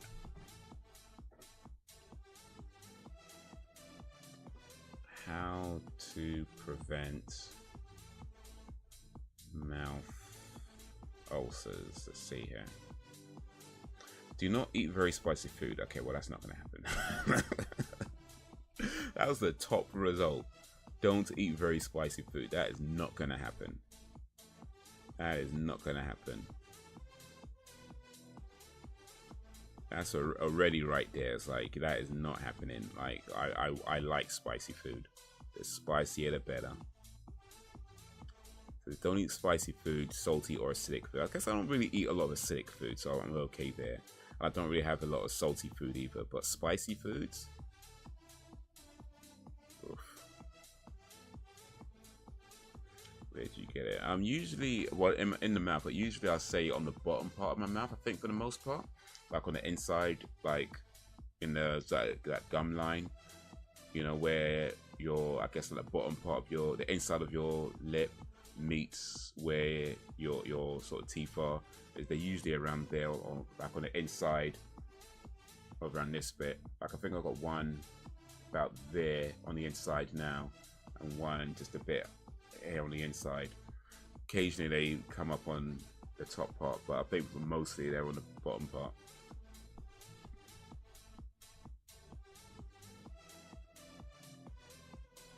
It also says do not eat rough, crunchy foods such as toast or crisps. Bloody hell, man. I don't bite my lip. Not very often. I actually used to bite my lip, bite the inside of my mouth a lot actually when chewing. It hasn't happened for a while now. Hopefully that stopped happening. But yeah, it would happen every so often where I'm chewing food, I'd end up biting the cheek, the inside of my cheek. But yeah, I don't think that's happened for a while now. Not that I can think of anyway. Do not drink very hot or acidic drinks such as fruit juice. I don't really drink a lot of fruit juices, to be fair, but yeah, I do like my coffee and tea. So yeah, again, don't use chewing gum. I don't really use chewing gum, actually. Maybe occasionally, but do not use toothpaste containing sodium lauryl sulfate. Actually, I don't know what toothpaste contains, so I don't know. Basically, right, exactly. That's pretty much what I'm reading here. Don't have fun. Okay, so don't have spicy foods. Don't have toast. Don't have coffee. Don't have chewing gum. Don't brush your teeth. Like, bloody hell, man. Like, in 2023, I'm sure they could have better advice than that. Come on now. Come on now. I do not like that advice at all. That is horrible advice.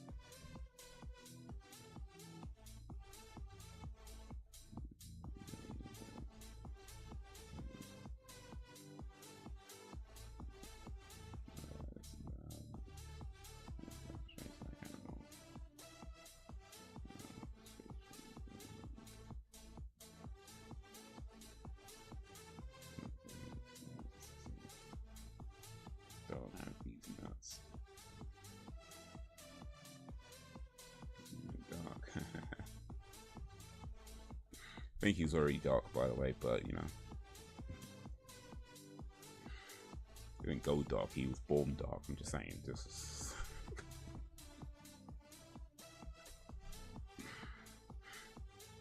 alright, let's get this next episode started before I say something that's going to get me cancelled in 10 years. Probably already have, but let's get this started. This is episode 6, season 5. We're gonna start the countdown, so I hope you're ready on 0. Ooh, wait, 1 sec. Here we go. We're gonna start the countdown, so I hope you're ready on 0. So 3, 2, 1, play.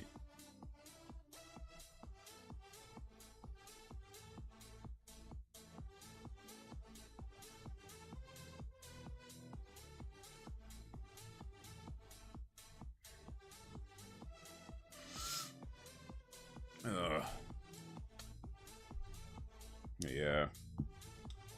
There was a harrowing topic that Braxton brought up.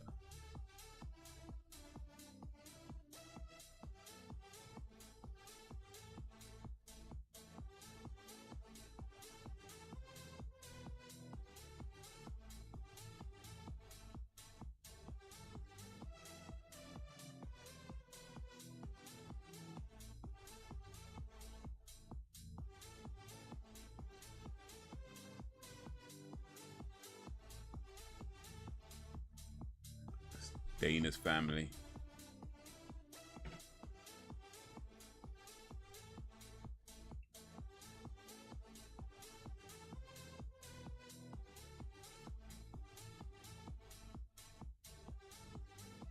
Combo.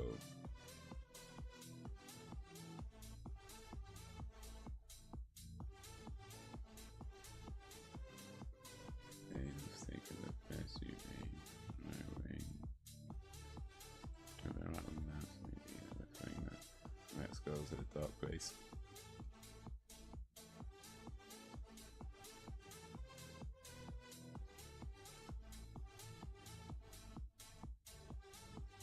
Oh, who's calling? Go to who? Who's calling? Who is this? I was just gonna hang up, didn't she? Of course, there you go. Yeah. Well, Brax, I think you've done it a few times though, where it's like the chat would be maybe talking about, I don't know, like talking about, I don't know, like a TV show or something like that. Then Brax would just come up with something like, yeah, so back in the 1950s, black people were like tortured. It's like, oh, yeah,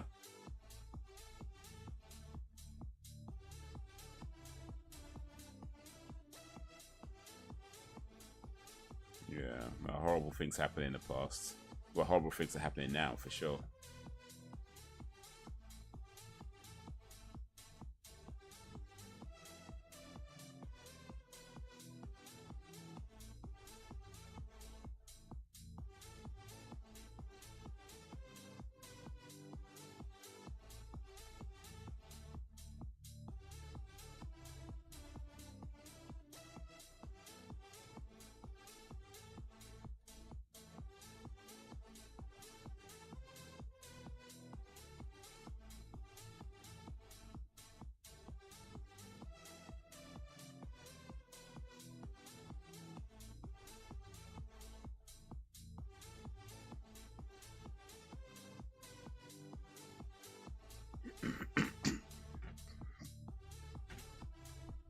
Something strange going on.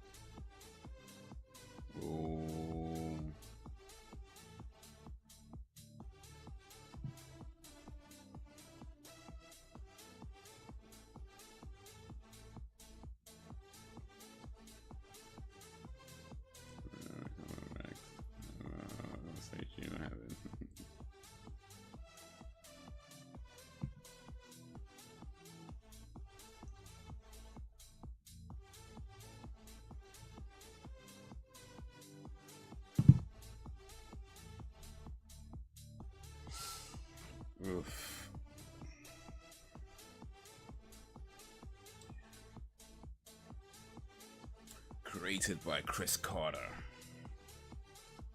The truth is out there. But is it though? Is it?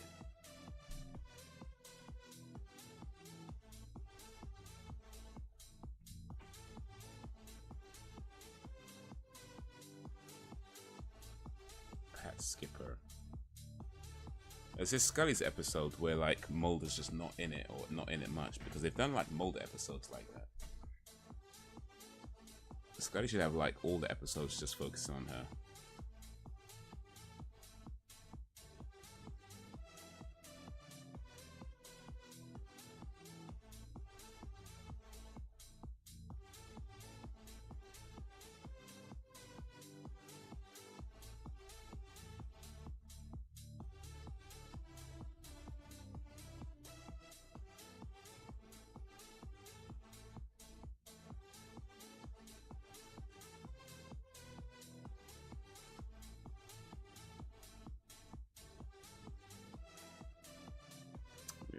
That's probably true, actually. Like, Christmas time could be a sad time for a lot of people.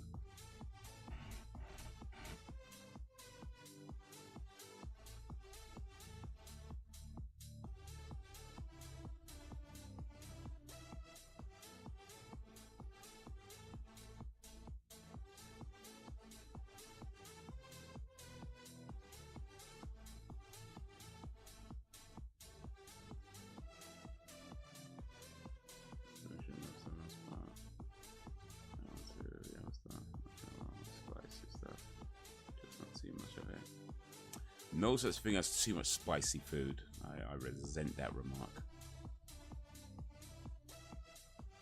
No such thing as too much spicy food at all.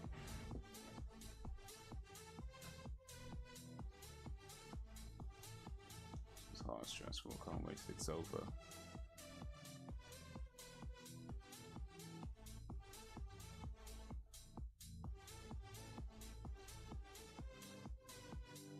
You don't have to be putting mold up. Leave him alone.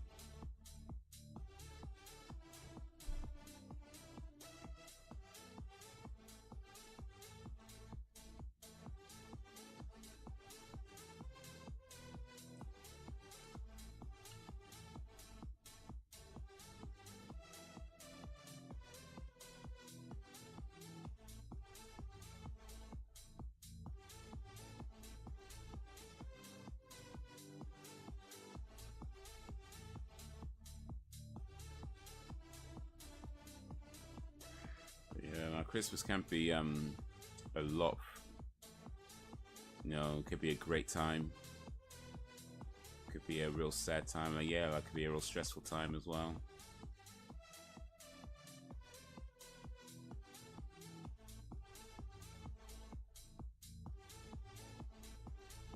Could be a lonely time for a lot of people. Could be a time when some people just wish they were alone, you know.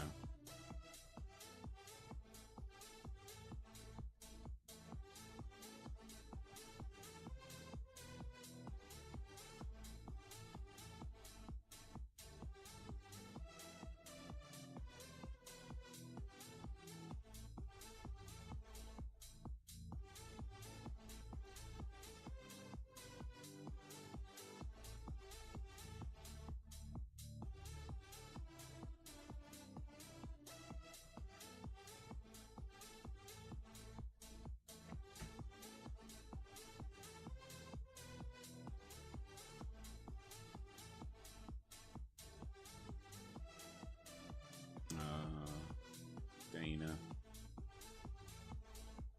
I do, I need some jalapenos, right? That's like Christmas overwhelming, I can't lie.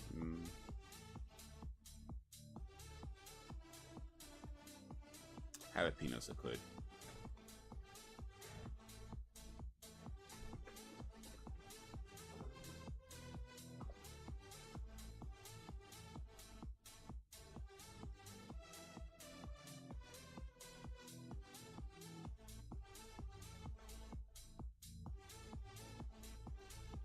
Speaking of that, by the way,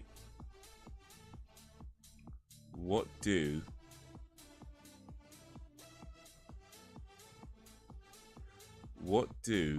nosy peppers do? What do nosy peppers do? They get jalapeno business.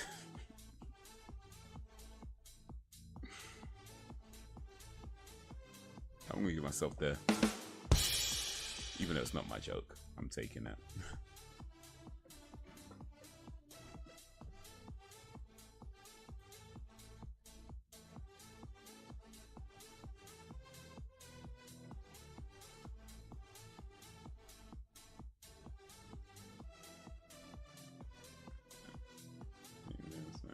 Lemon pepper, chicken straight.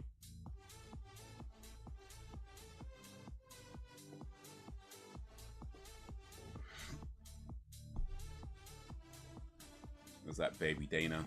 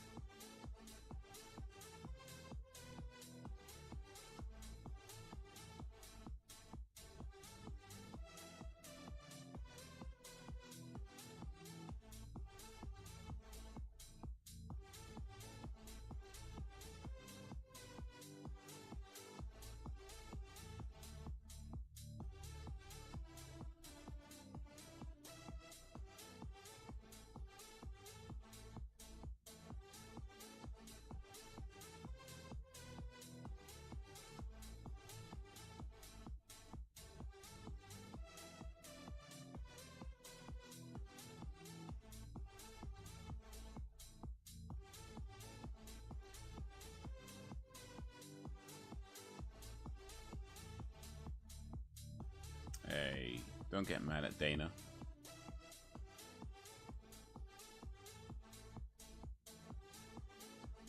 Oof. Alright, here's the question then.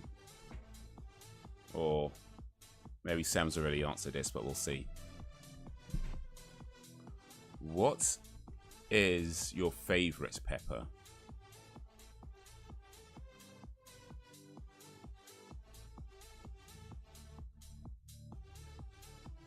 I don't know. Do people even have favorite peppers, by the way? Or then maybe that's a weird question. But if you have a favorite pepper, what is your favorite? Actually, maybe a better question is, what is the spiciest pepper you've had, or the spiciest dish you've had? What is the spiciest food you've had? Maybe that's a better question. Most people probably don't have favorite peppers. But if you have a favorite pepper, what is your favorite pepper?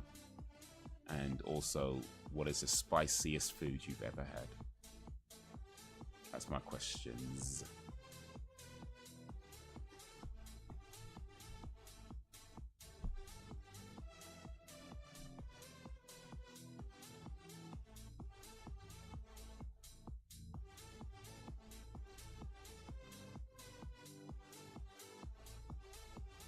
My favorite pepper will probably go with a Scotch bonnet.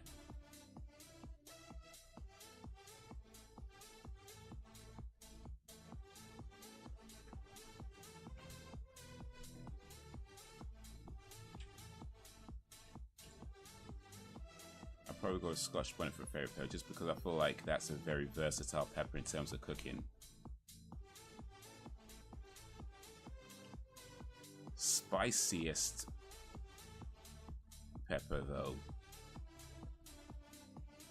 is the Carolina Reaper. Carolina Reaper extract, really, and it was put into like this kind of sauce that you mix in with your food. That's probably the spiciest I've had, the Carolina Reaper.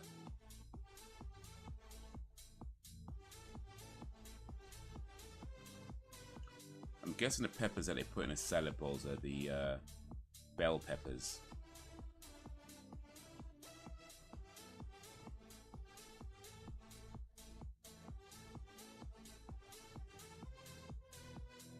the ghost pepper? Ghost pepper that's a mixture of different peppers, I believe. Actually, I don't know what they mix, which pepper it's mixed with. I believe that it's because it's a sauce, isn't it? I think it's a mixture of different peppers. Let me see what we can find out. What is ghost pepper made from?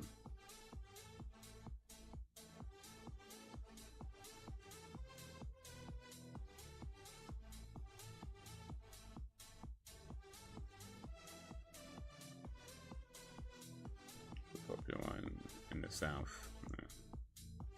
The ghost peppers are a hybrid pepper made from capsicum, chinense, and capsicum fruites. I'm sure I'm not reading that right. And they're parts of a family of peppers known as the capsicum chinense. Okay, so okay. Well, technically I was right and not right at the same time. There is an actual pepper, but it's a hybrid. I guess it's not grown naturally, if that's the case. I don't know. I'm not a scientist.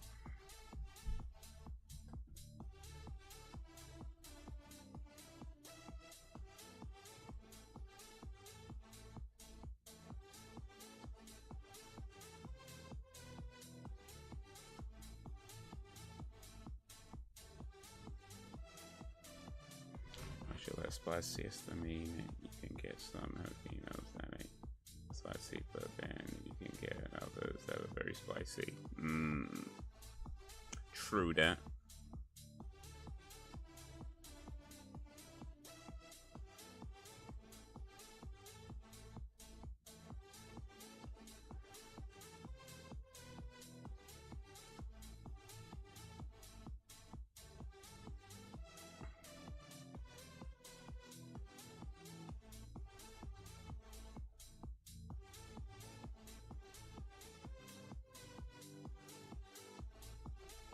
So the ghost pepper has a Scoville heat rating of 855,000 to 1 million.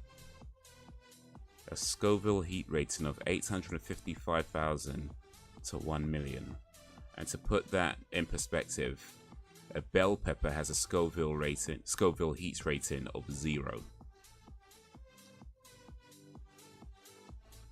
The jalapeno has a Scoville heat rating of 2,500 to 8,000. And then the ghost pepper has a Scoville heat rating of 855,000 to 1 million.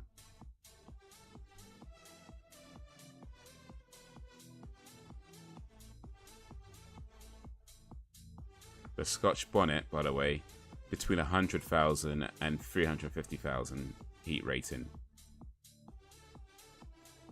So yeah, it's pretty hot. That's what it comes down to.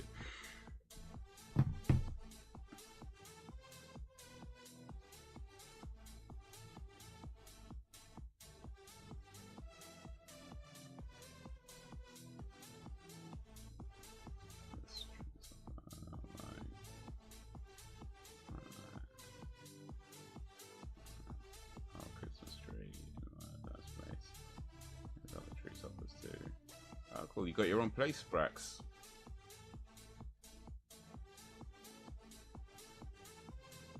You get that house you were saying, was it $200,000 house? Is that the one you got, or do you get something else?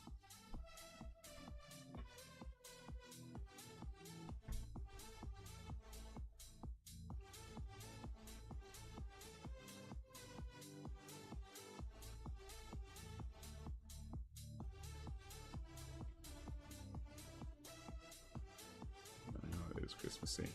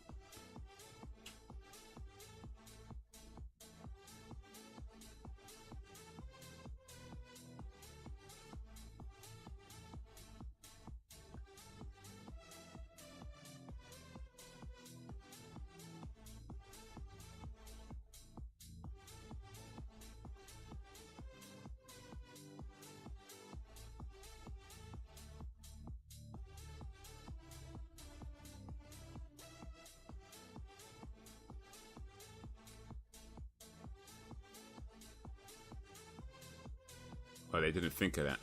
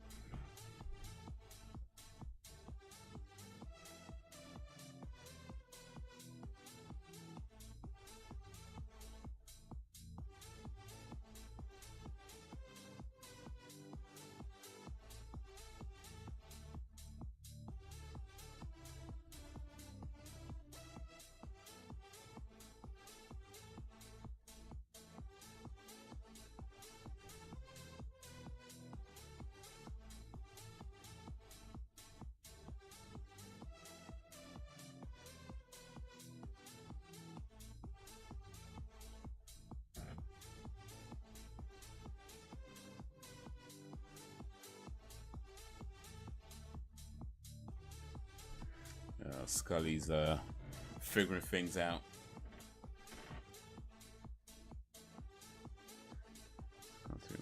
Bruce Willis character jumping off. Okay, I don't have my own yet. That takes years. Live in a house like that. To build your credit up over the years. Up and down in the country right now. I see.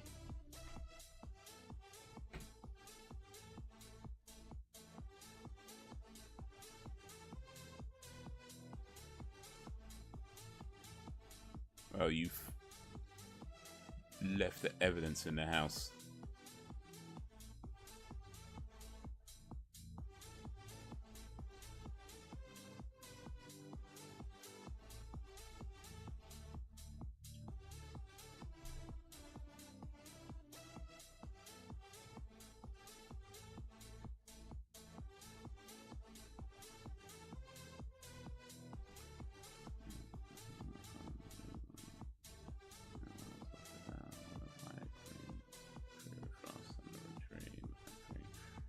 Okay, I mean, what? Okay, look, I think I'm misunderstanding something then, Brax. Though, like, why do you need to wait to buy a house before you can buy a die-hard sweater? Like, I mean, you can just buy a die-hard sweater and have it, you know. Like, I'm not sure you need a house first. Well, I mean, of course you need a house, but you know, if you already got a place to stay, you can buy a sweater and put it in your cupboard, right?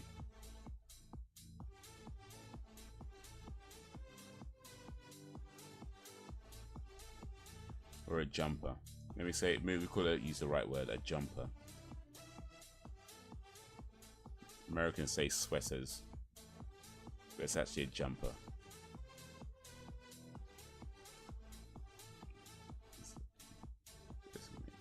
No excuses. Well, better make that way then. No excuses. This time next year.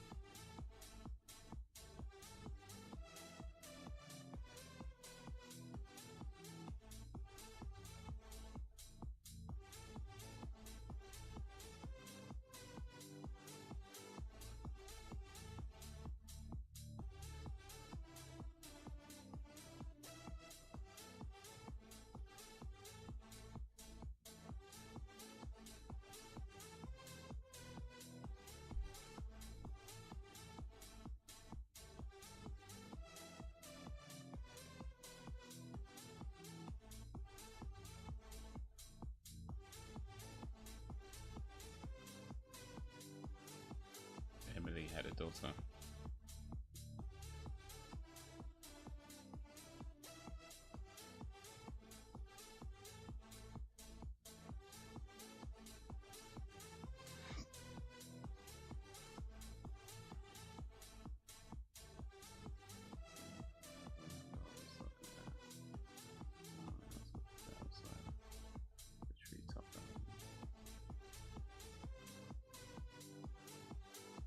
Oh, what? Okay.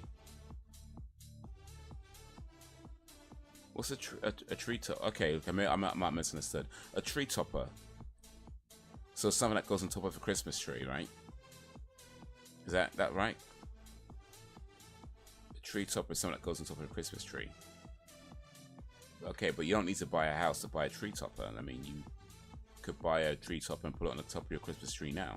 Like, you know what I mean? Like, you have a...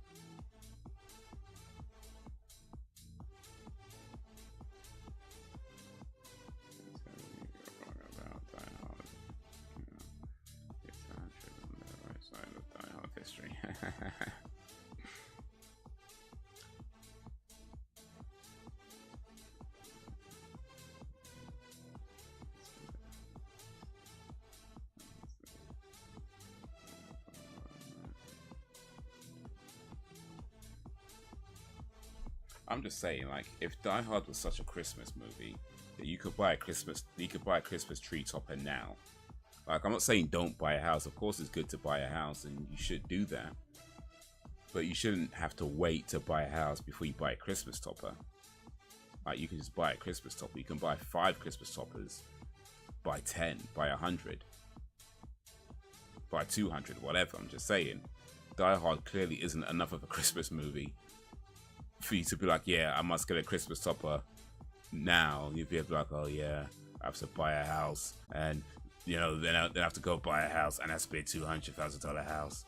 And then when I buy a house, I'm gonna buy a tree, and then when I buy a tree, I'm gonna buy Christmas decorations, and then it's gonna be a Christmas, it'd be a Die Hard Christmas topper. Like, mate, you can't just buy a Christmas topper. But clearly, Die Hard is just not a Christmassy movie enough to consider buying one at this present time, because otherwise, it'd be more important to have the Christmas topper than anything else. But clearly, y'all already know it ain't no damn Christmas movie.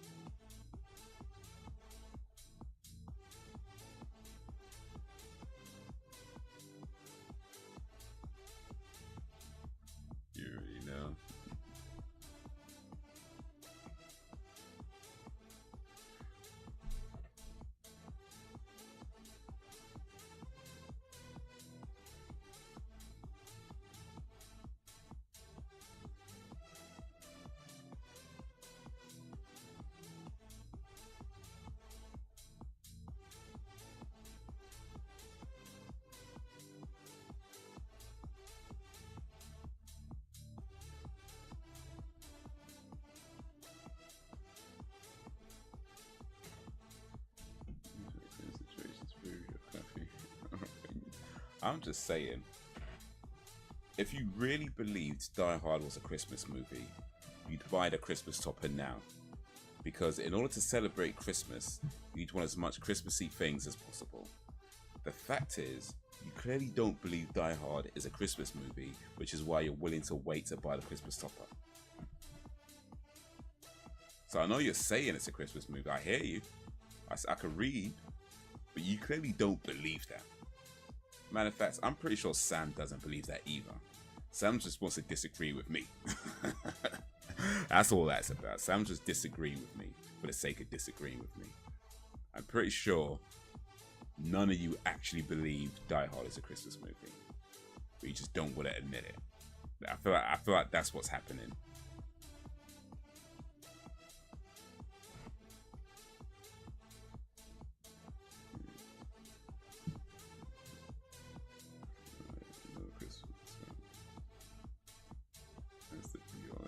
Yo, what up, Reese?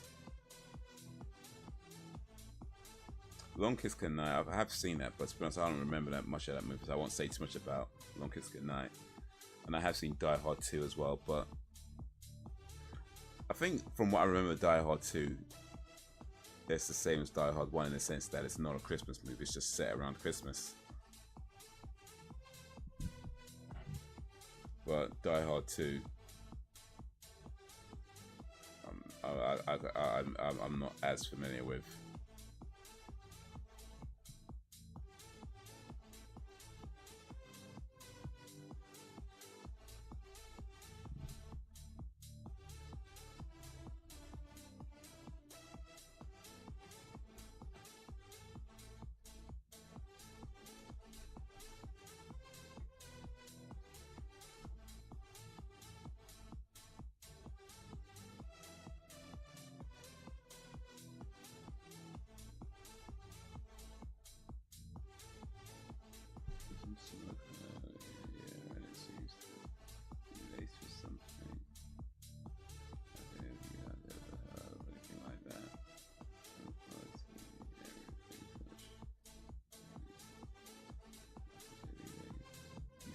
You talk about weed. I mean, yeah, I've heard of people lacing weed with things. But yeah, I'm not in the weed world enough to know what it might be laced with. But yeah, it's something I've heard of that happens.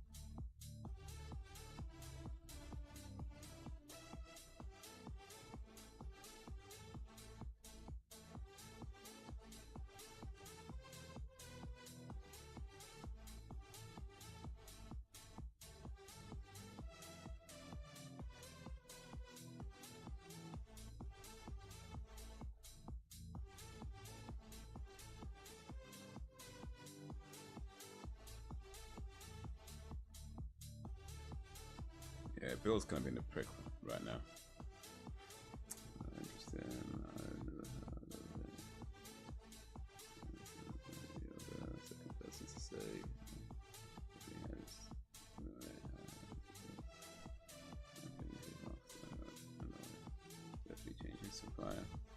I need a new plug.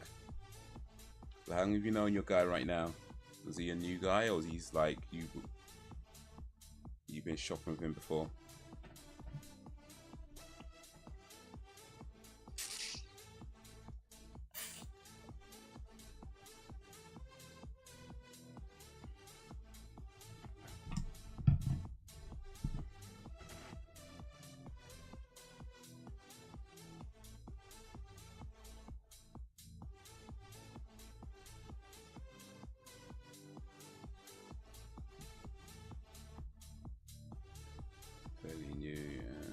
Seems like a sketchy kind of geezer. I mean, if he's selling weed. If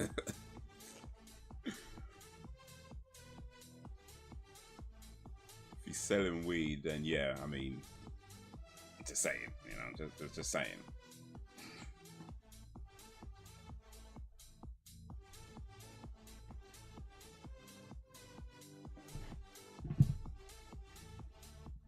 T cells, hard stuff. I think. Oh, okay.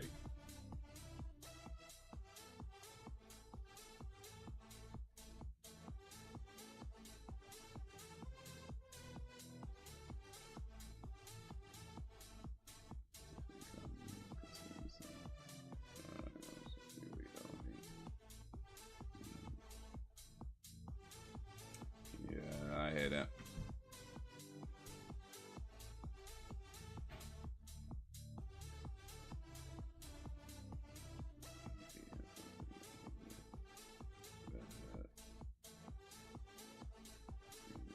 It could be. Could be.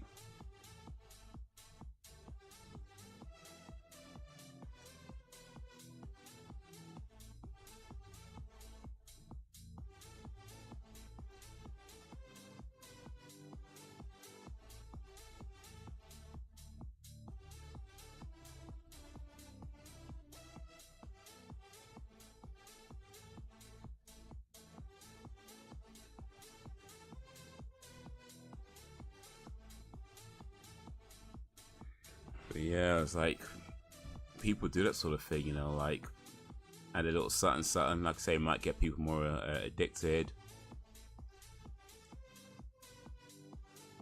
Keeps them coming back, buying more.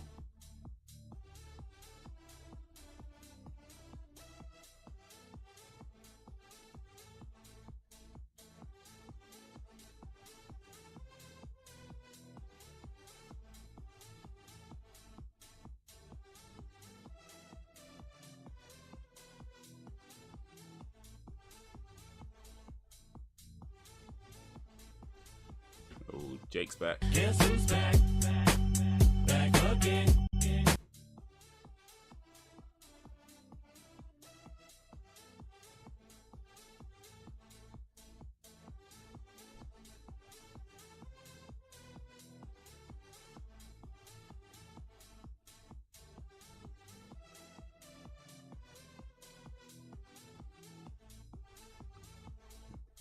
Really sketchy people.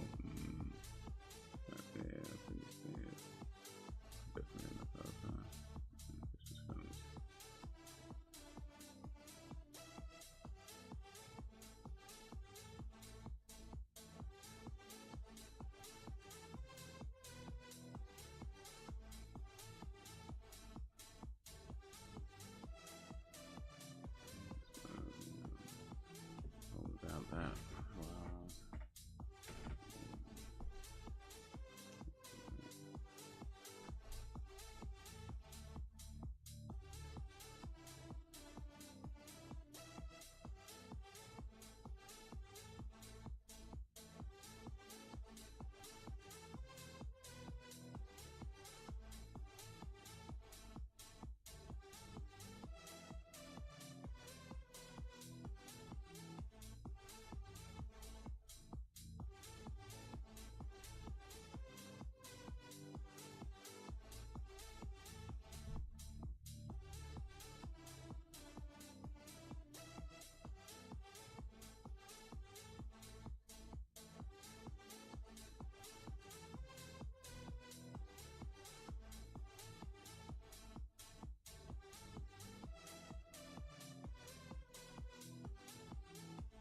That's not going to work in the favor.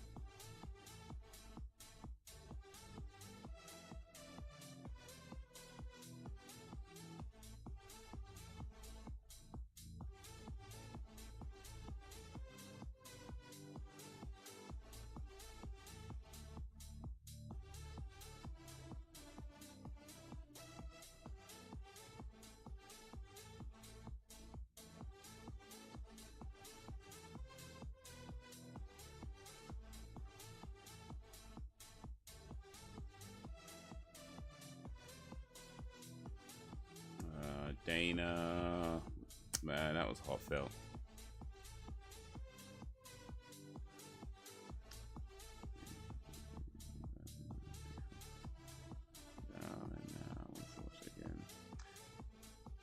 Was that on was it Comedy Minty?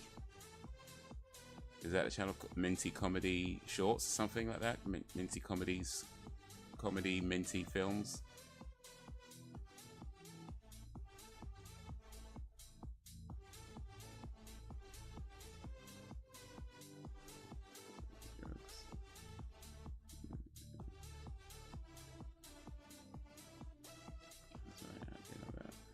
Yeah, and I've seen a few of his videos about 10 things you didn't know about, like RoboCop and some other films and comedy. I can't remember the name right now. The Minty Comedy. That's it, Minty Comedy Arts. There you go. There you go. Yeah, but yeah, I've seen a few of his videos. I haven't seen that one, but a few of his other stuff.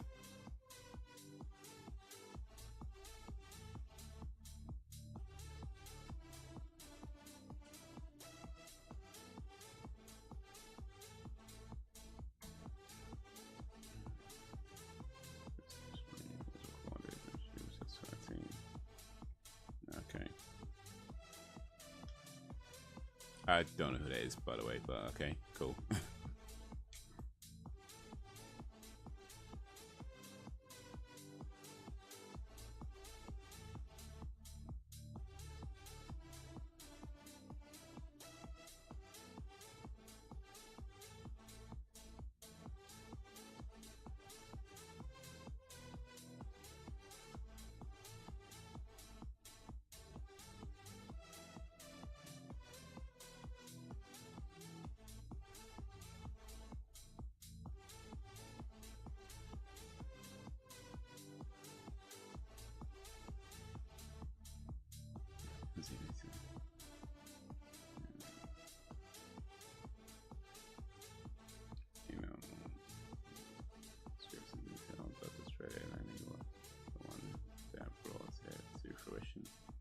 He did.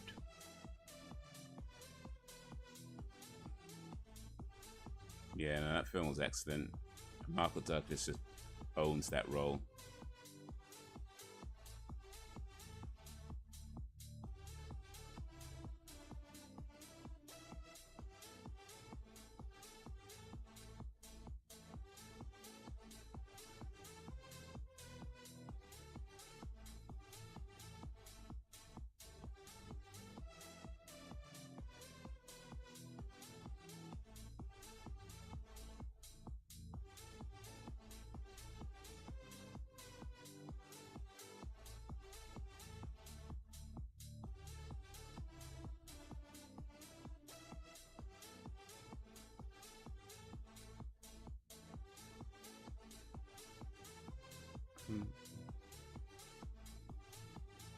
Oh, Dana trying to adopt her own chick kid. Oof.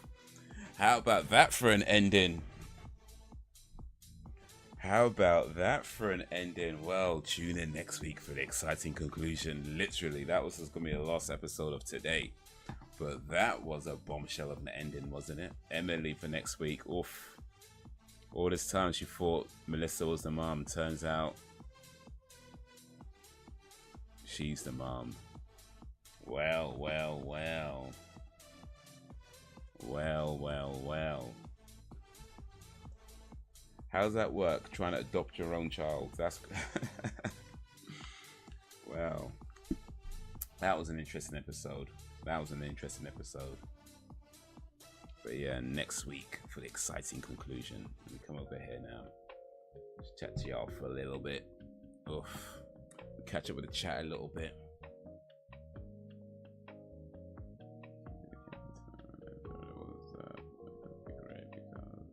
Shop scene. Yeah, I think that character is very relatable though, isn't it? In Falling Down. I mean, not relatable in a sense that I think most people generally don't terrorize their neighborhood just because they had a bad day. Some people do, I'm sure, but most people don't. But I think just in terms of, you know, when he's complaining about like the burgers and you know stuff like that, I feel like a lot of people kind of feel that way. You know, maybe not that to that extreme, but I think a lot of people do kind of feel that way when you go to a shop, and especially now when you could be paying a lot of money for certain things, and you know it looks all nice in the pictures, and you get it, and it's just like nobody. It was made with the least amount of care, and it's like, mate, come on, man. Are you even trying?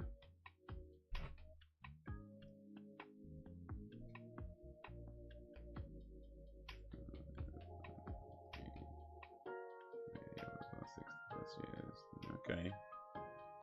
I mean, I know the song, but I don't know Brenda Lee. You know, I assume she sang it originally. I don't know, but I know the song. I know of the song anyway. I'm sure I've heard. I guess I've heard versions of it. I've never thought to look up who actually sings it though. So yeah, I don't know Brenda Lee. Is what I'm saying.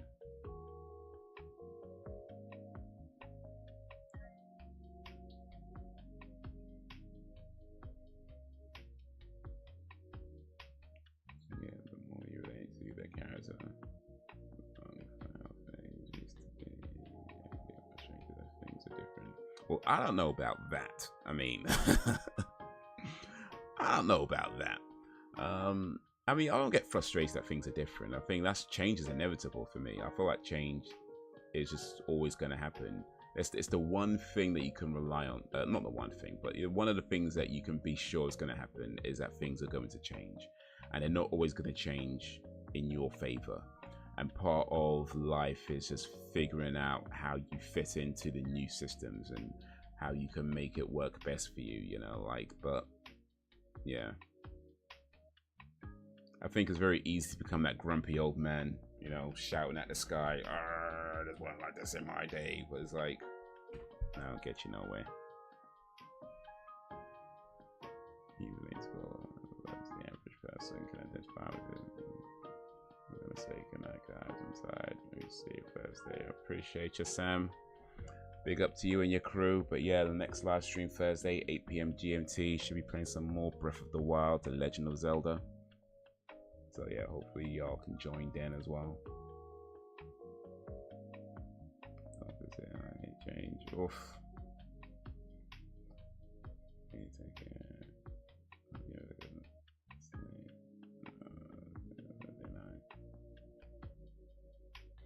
Hate change, huh? Damn. I mean, yeah, things are gonna change, dude. Things are gonna change.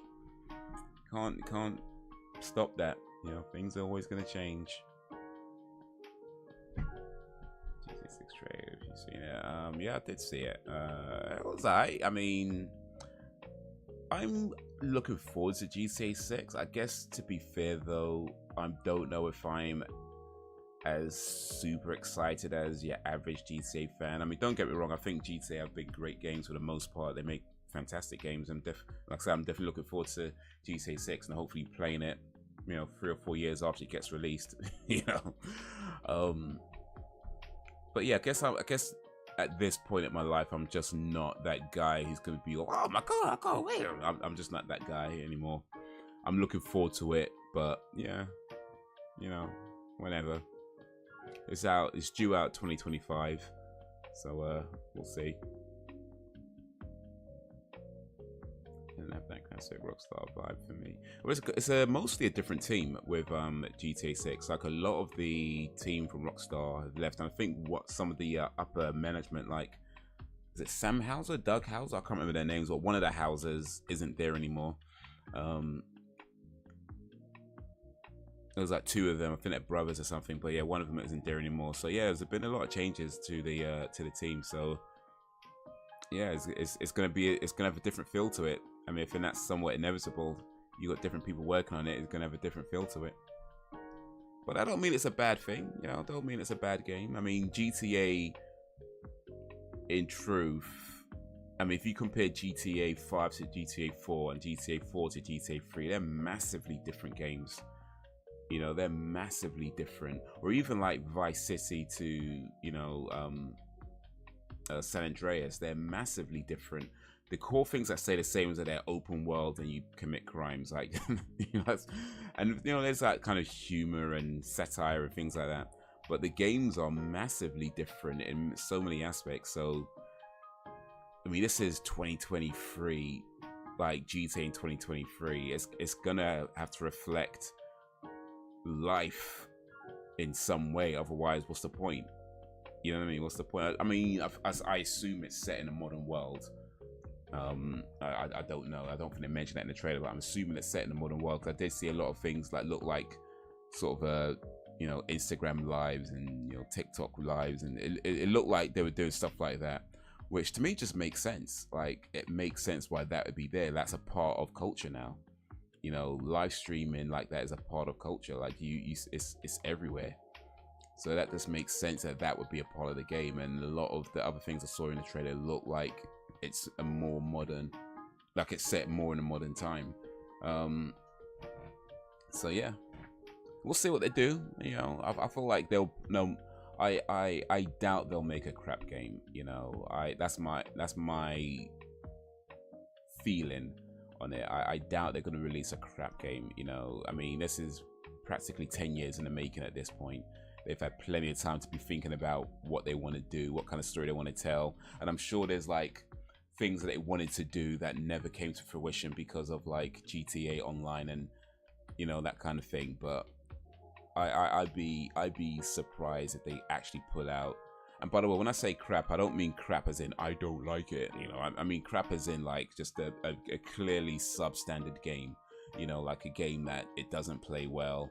You know, it doesn't really do anything to advance any kind of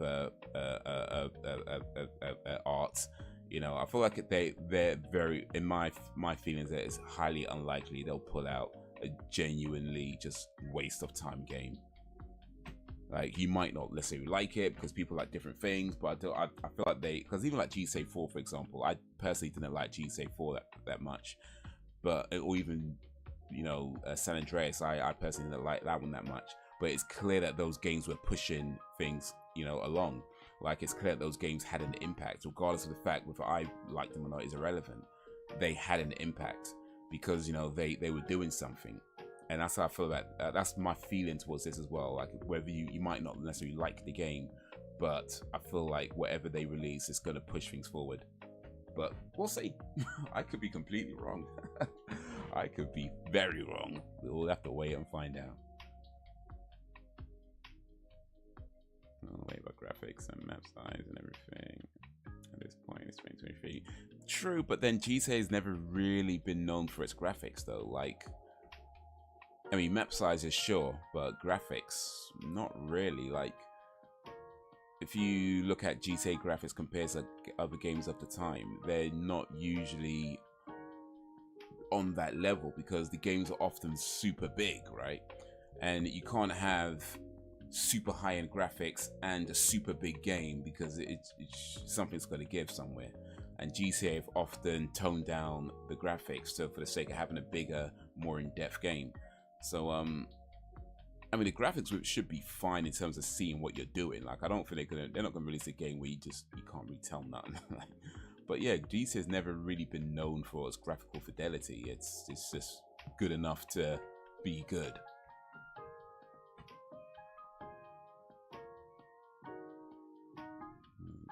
It just might though. Like, it might show the pink of game technology, but you won't know that until you play it. That's hers. How dare you? Yeah, GTA 4 didn't do it for me, to be honest. Like, I played, I don't even know how much. It wasn't that long, a lot of it, to be fair. But it just wasn't really doing it for me in the first maybe couple of hours or so, like hour, 2 hours or something like that. Everything else, it does push things forward. GTA 4 is really a masterpiece. It's such a lofty standard. Will never be surpassed, and never, ever. But yeah, no, I'm still looking forward to GTA 6. I mean, I don't think I'll be playing it right on release, but I rarely play games on release these days anyway. Plus, it's not coming to PC off the bat. Like, it's only on the new, was it the Xbox X's and the PS5 initially. I guess it will come to PC later on. Like that's how GTA 5 was done. Like, it was on consoles and then PC was like a year or so later. So I'm guessing they're doing something similar with this one coming. But yeah, I probably won't be playing it on release just because it's difficult to justify the price of games and the time I get to play them. But hopefully, God willing, one day I will get to play it, and hopefully I'll enjoy it then. I mean, GTA 5, I think I played about 3 or 4 years after it came out, so maybe even longer than that, actually.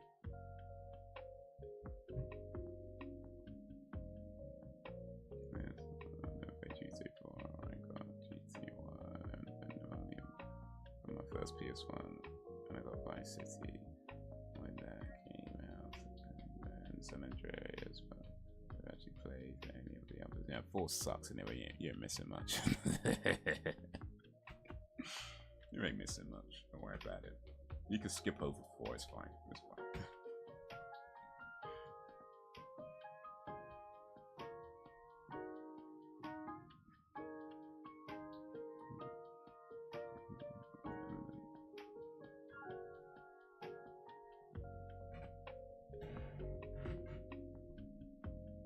GTA 4 is like the red-headed stepchild of the family, so it's fine. You can,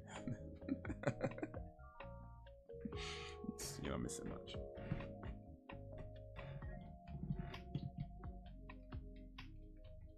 Playing GTA 4 is like watching Tottenham matches, like, you know what I mean?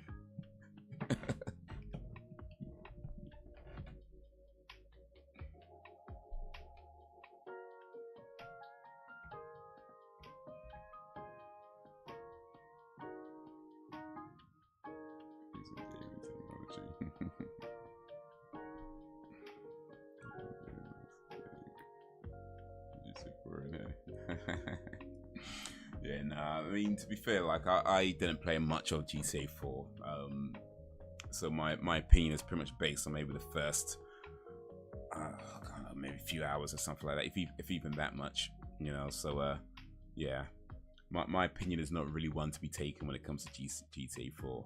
I just kind of felt like it wasn't doing it for me. I put it down and never picked up again, but I don't know, maybe I'll pick up. Let me see, actually, is GTA 4, was that ever released on PC? So if it's on PC, I might see if I can. It's got to be like dirt cheap by now if they ever did put it on PC. Okay, number 3. 3 was amazing. Like, that I will 100% vouch for. 3 was amazing. 3, in my opinion, was really the one that put GTA like in that space of like because GTA 1 was okay, and GTA 2 I never played, but from what I understand it was pretty much on the same kind of level as GTA 1 from what I'm hearing people say. But GTA 3, when that came out, the minds that were blown at the time, like it was really like a game changer in the GTA series. Like, it really was. Like, if GTA 3 wasn't the way it was, like if they made it like a top down like the other ones, I don't know if we would even have a GTA 6 at this point, you know what I mean? Like, they changed a lot about the GTA structure, about the view. You know, it was top down before. Remember, GTA 1 and 2 were all top down. There was also a GTA London. How many people knew about that? That was top down as well. 2D top down. GTA 3 was the first 3D game when they put it into a third person. They also removed a lot of the elements that personally I kind of felt was hindering the game, like the fact that you needed to make a certain amount of money before you can move to the next level and things like that. They removed a lot of that, and you're just able to just play this game and then enjoy the game from the story, enjoy the game from, you know, the challenges it presents, from the humor that came up with and the characters, and you were able to just kind of just get into the game in a way that the others just weren't. Because it was third person, you're really more in the action as well. So like GTA 3 just blew minds when that came out. That was, yeah, I will 100% vouch for GTA 3, though I think by today's standards it's just probably pretty lame. I don't think anybody cares for GTA 3 at this point. Like, if you try playing it now, it's probably too real awkward and clunky, to be honest with you. So it's probably just a real awkward and clunky game to try and play right now. But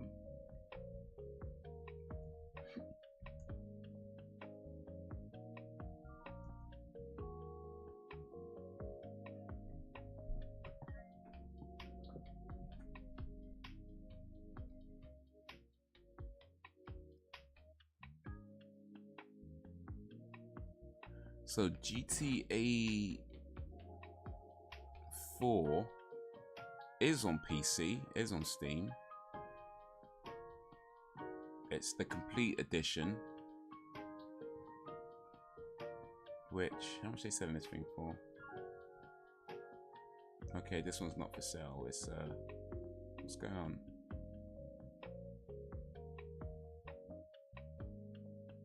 Microsoft no longer supports creating games for Windows Live accounts within. Alright, one sec. Let me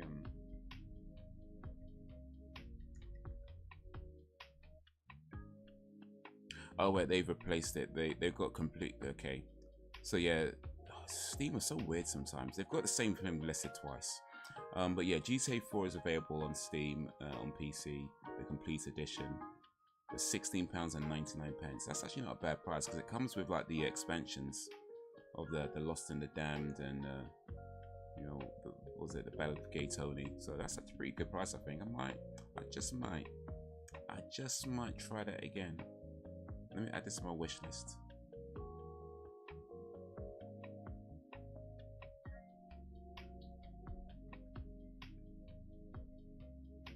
Graphics will be better with a game story, at least for me.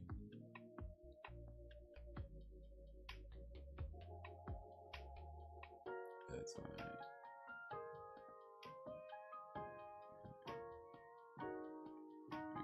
Yeah, I think GTA 2 was top down, but GTA 1 and 2, I think you can get them for free now. Let me see. I think Rockstar's is given away for free.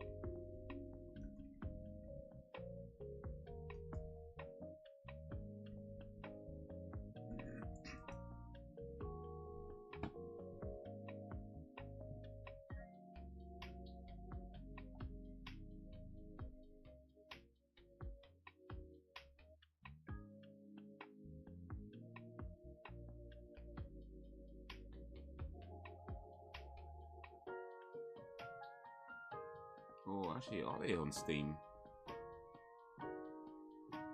Grand Theft Auto might be on Steam as well.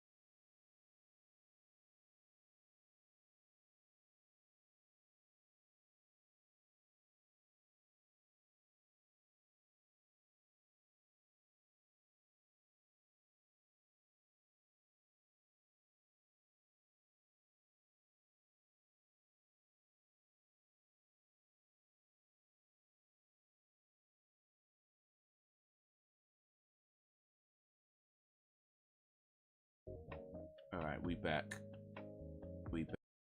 Sorry about that, guys. Sorry about that. I'm not sure when it cut off, but I was saying that Grand Theft Auto was not available on the Rockstar. Rockstar not giving away Grand Theft Auto 1 and 2 for free anymore by the looks of it.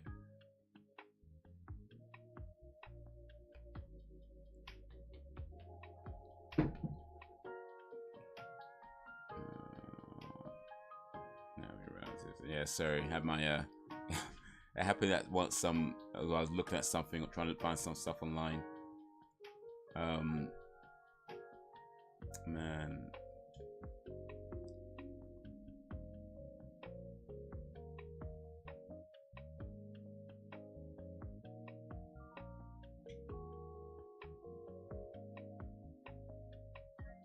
Had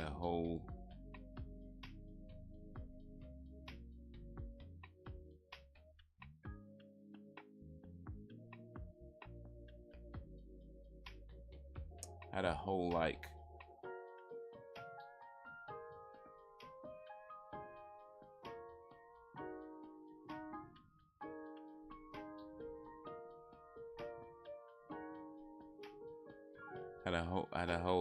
oh flipping out, I'm trying to think of something witty. It's never mind. It's not working. It's not working.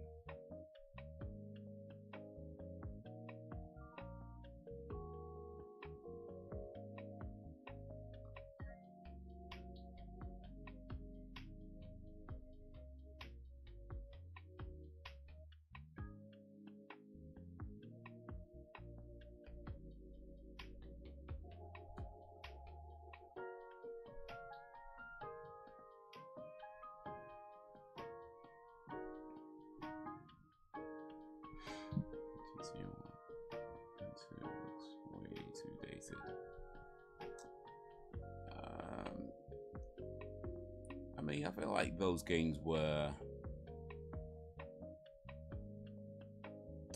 I mean, even at the time, they had their issues, in my opinion. Like, the concept was solid, but I felt like the game, it felt like it wasn't executed as well as it could be. So yeah, I feel like, yeah, that probably would be quite hard to try and play now, especially with how much gaming has changed over the years and controlling and blah blah blah blah blah blah blah blah blah blah, right? So yeah, that probably would be difficult to play now, but I mean, if you put your mind to it, you can do anything.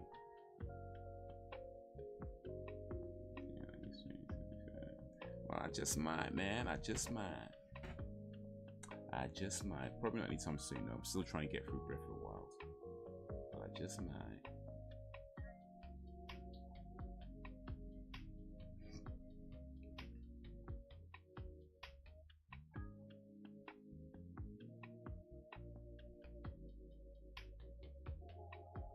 But yeah, this kind of sucked that the original GTA 1 and 2 are just not available anymore. At least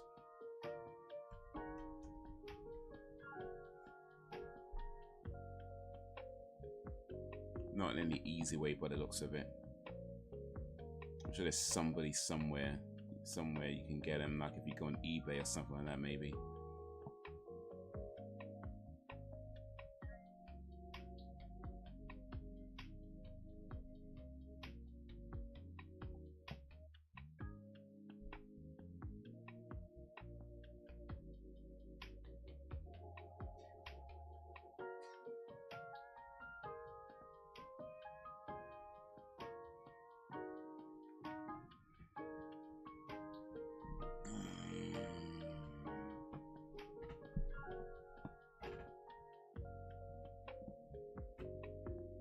It's crazy though, like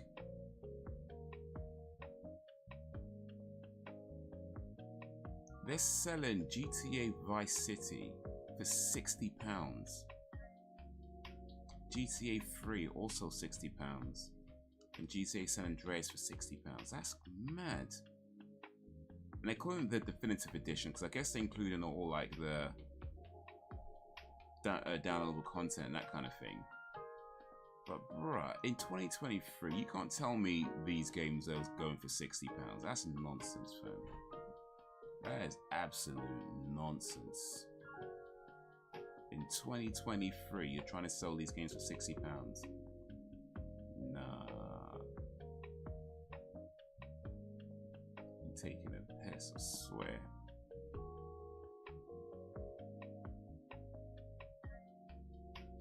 That is mad. Like, okay, I get that it comes with the downloadable content, which is cool. Comes with like some extras or whatever, and that's cool. But it's like, bruh, that. Oh wait, no, I'm reading this wrong. My bad, my bad. I think I'm reading this wrong.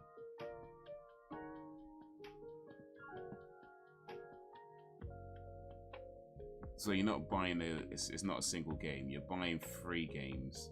It's Grand Theft Auto 3, Grand Theft Auto Vice City, and Grand Theft Auto San Andreas. So it's 3 games for 60. I mean, even still though, like that's still a bit much. That's still a bit much, I reckon. It's 3 games, 3 great games as well. I mean, it's 2 great games anyway. But yeah, it's still a bit much, I think. Yeah. I think this is like the remastered version though, so that they cleaned up all the imp graphics that don't look so, you know, 2001. I think they've cleaned it up a little bit so it looks a bit nicer on screen. But even still, 60 quid is still a bit much.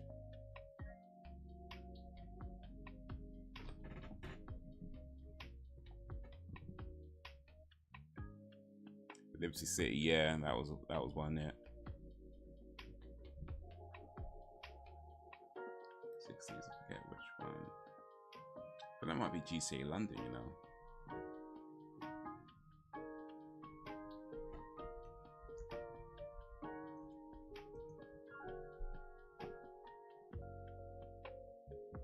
Yeah, 1969, yeah, GTA London set in 1969.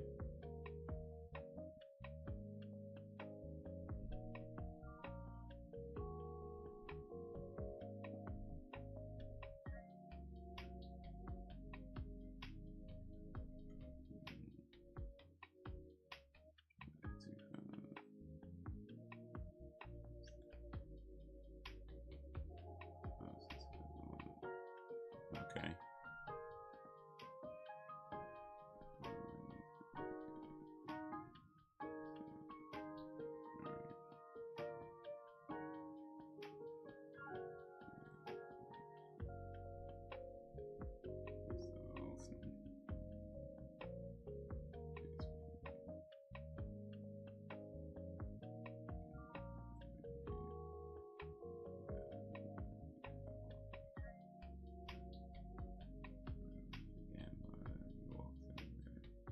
Oof. Start writing things down.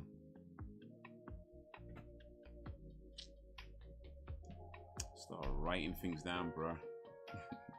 Putting notes in your phone.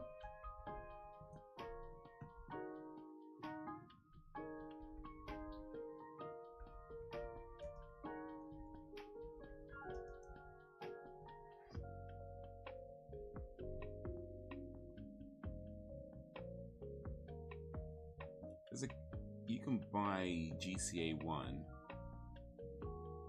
on the PlayStation, original PlayStation game, for £18.99 on eBay plus £3.50 delivery. I guess it's not too bad. You know, it's about 23 quid altogether, I guess, or no, 22. It's about 22 and some change. Not too bad. It's a bit. I mean, you know. It's a physical game, so I guess I guess I'm a bit more inclined to pay for a physical game at 20 quid, especially an old classic game like GTA, even though I didn't really get along with it too well back in the day. I feel like I'm a bit more inclined to pay £21, £22 for GTA, and then that's £60 for GTA 3, you know what I mean, like downloads and bloody hell.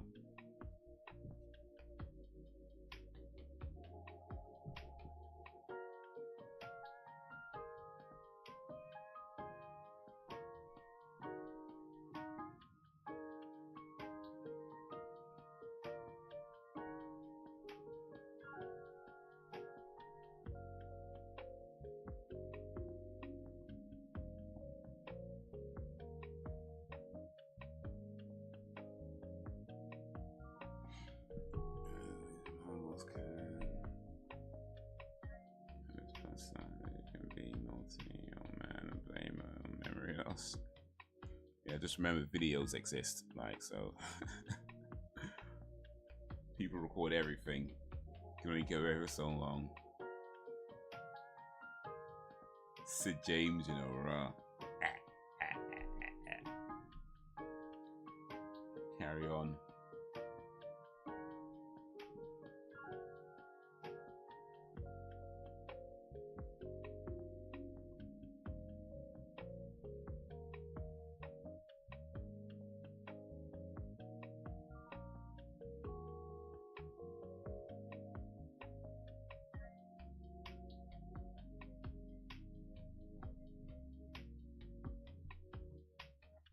Just a couple rolling around.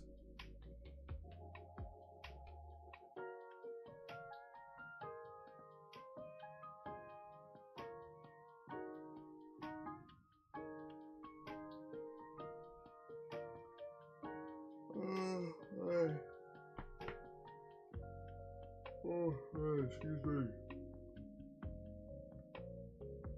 Oh, excuse me. Wow, speaking of old man things,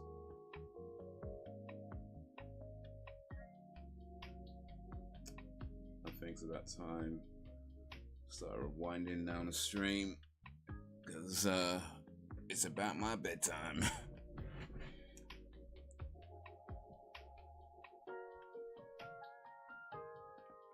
Maybe you'll like smothered turkey wings.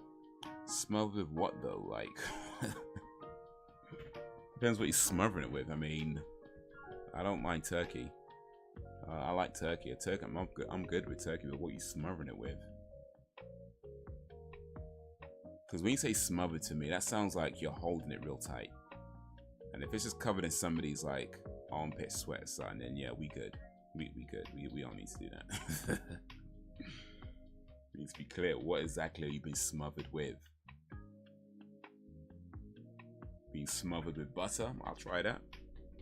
Being smothered with, I don't know, breadcrumbs or something? Yeah, I'll try that. Being smothered with somebody's, you know, nutsack sweat? Like, no, we good. We don't need to be doing that.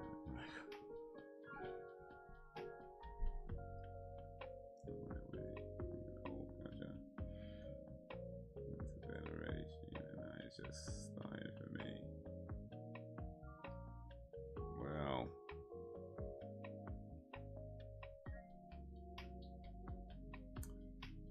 nice just starting for you, Drakes. Nice ending for me. Sleep's important. Make sure you're sleeping right. Make sure you get enough sleep. It's important, especially as you get on in age.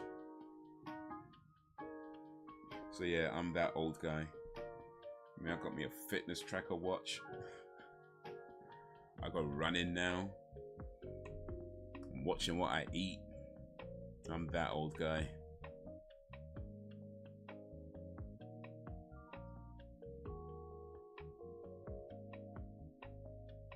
Gravy seasoning. I mean, we good with gravy and seasoning, but you can leave the shit out though. Like, I don't need chicken or was it turkey smothered and shit. Like, that sounds like, why would you eat that? You know what I mean? Like, gravy, cool. Seasoning, cool. Shit, nah. We don't need to smother my food and shit. Like, that's a no-go area for me, quite frankly. Like, I don't know about y'all, but Haze don't get down like that.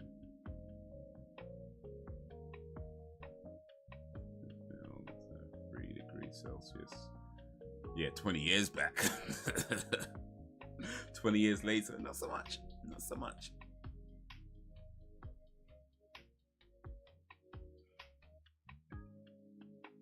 Looking at mode, man. Chicken fried steak though.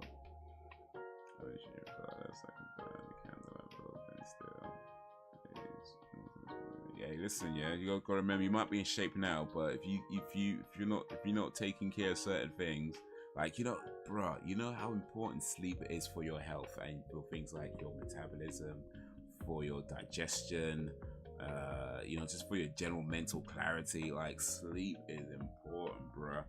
So yeah, you might be in shape now. You won't be in shape tomorrow if you keep that up. Literally, you're gonna fall asleep in the middle of the day, wake up and be a fat guy. Like, that's gonna happen.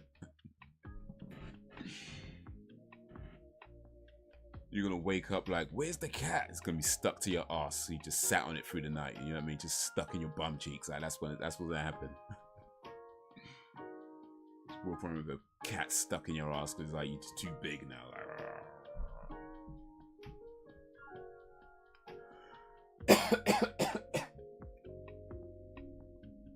that was all through the day. All right, cool. Fair enough then. You might be alright then. You might be alright. Gotta watch out though. Make sure you're getting that sleep every day. Every day. We ain't young men no more.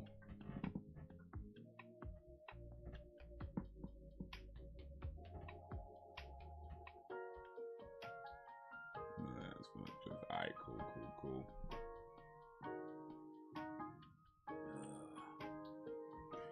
You go jogging, by the way, though, Jacob, as part of your fitness. Do you do any jogging or any kind of cardio, like cycling or anything like that, like endurance and stamina training and stuff? Riding on my electric bike, nice. Yeah, do jogging, cool. Yeah, jogging's good. Yeah, all that, where it is. My row machine. Okay, cool. Yeah, I find I go jogging a lot these days actually. Like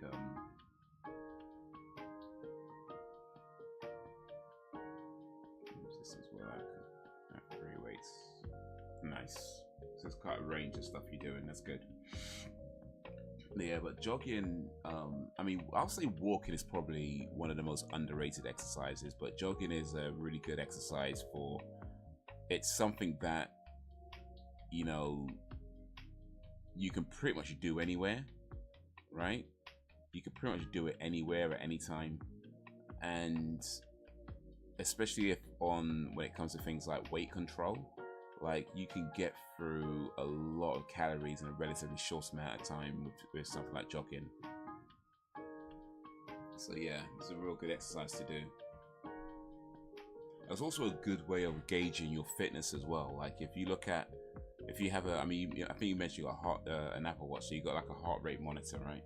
So if you check your heart rate, if you run for like 5K and you look at your heart rate, your average heart rate over that 5K, and then after a while you might notice your average heart rate lowers, you know, when you're doing a 5K. So that's a good indication that your body is healthier now, because your heart rate is lower on average you're able to still do that 5K but with a lower heart rate.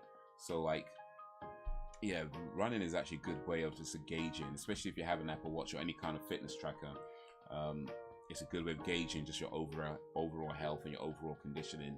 You know, so if you're looking at things like average heart rate, how fast you're going, although speed, I would say, I mean, unless you're trying to be an athlete or something, speed is probably not something to pay too much attention to.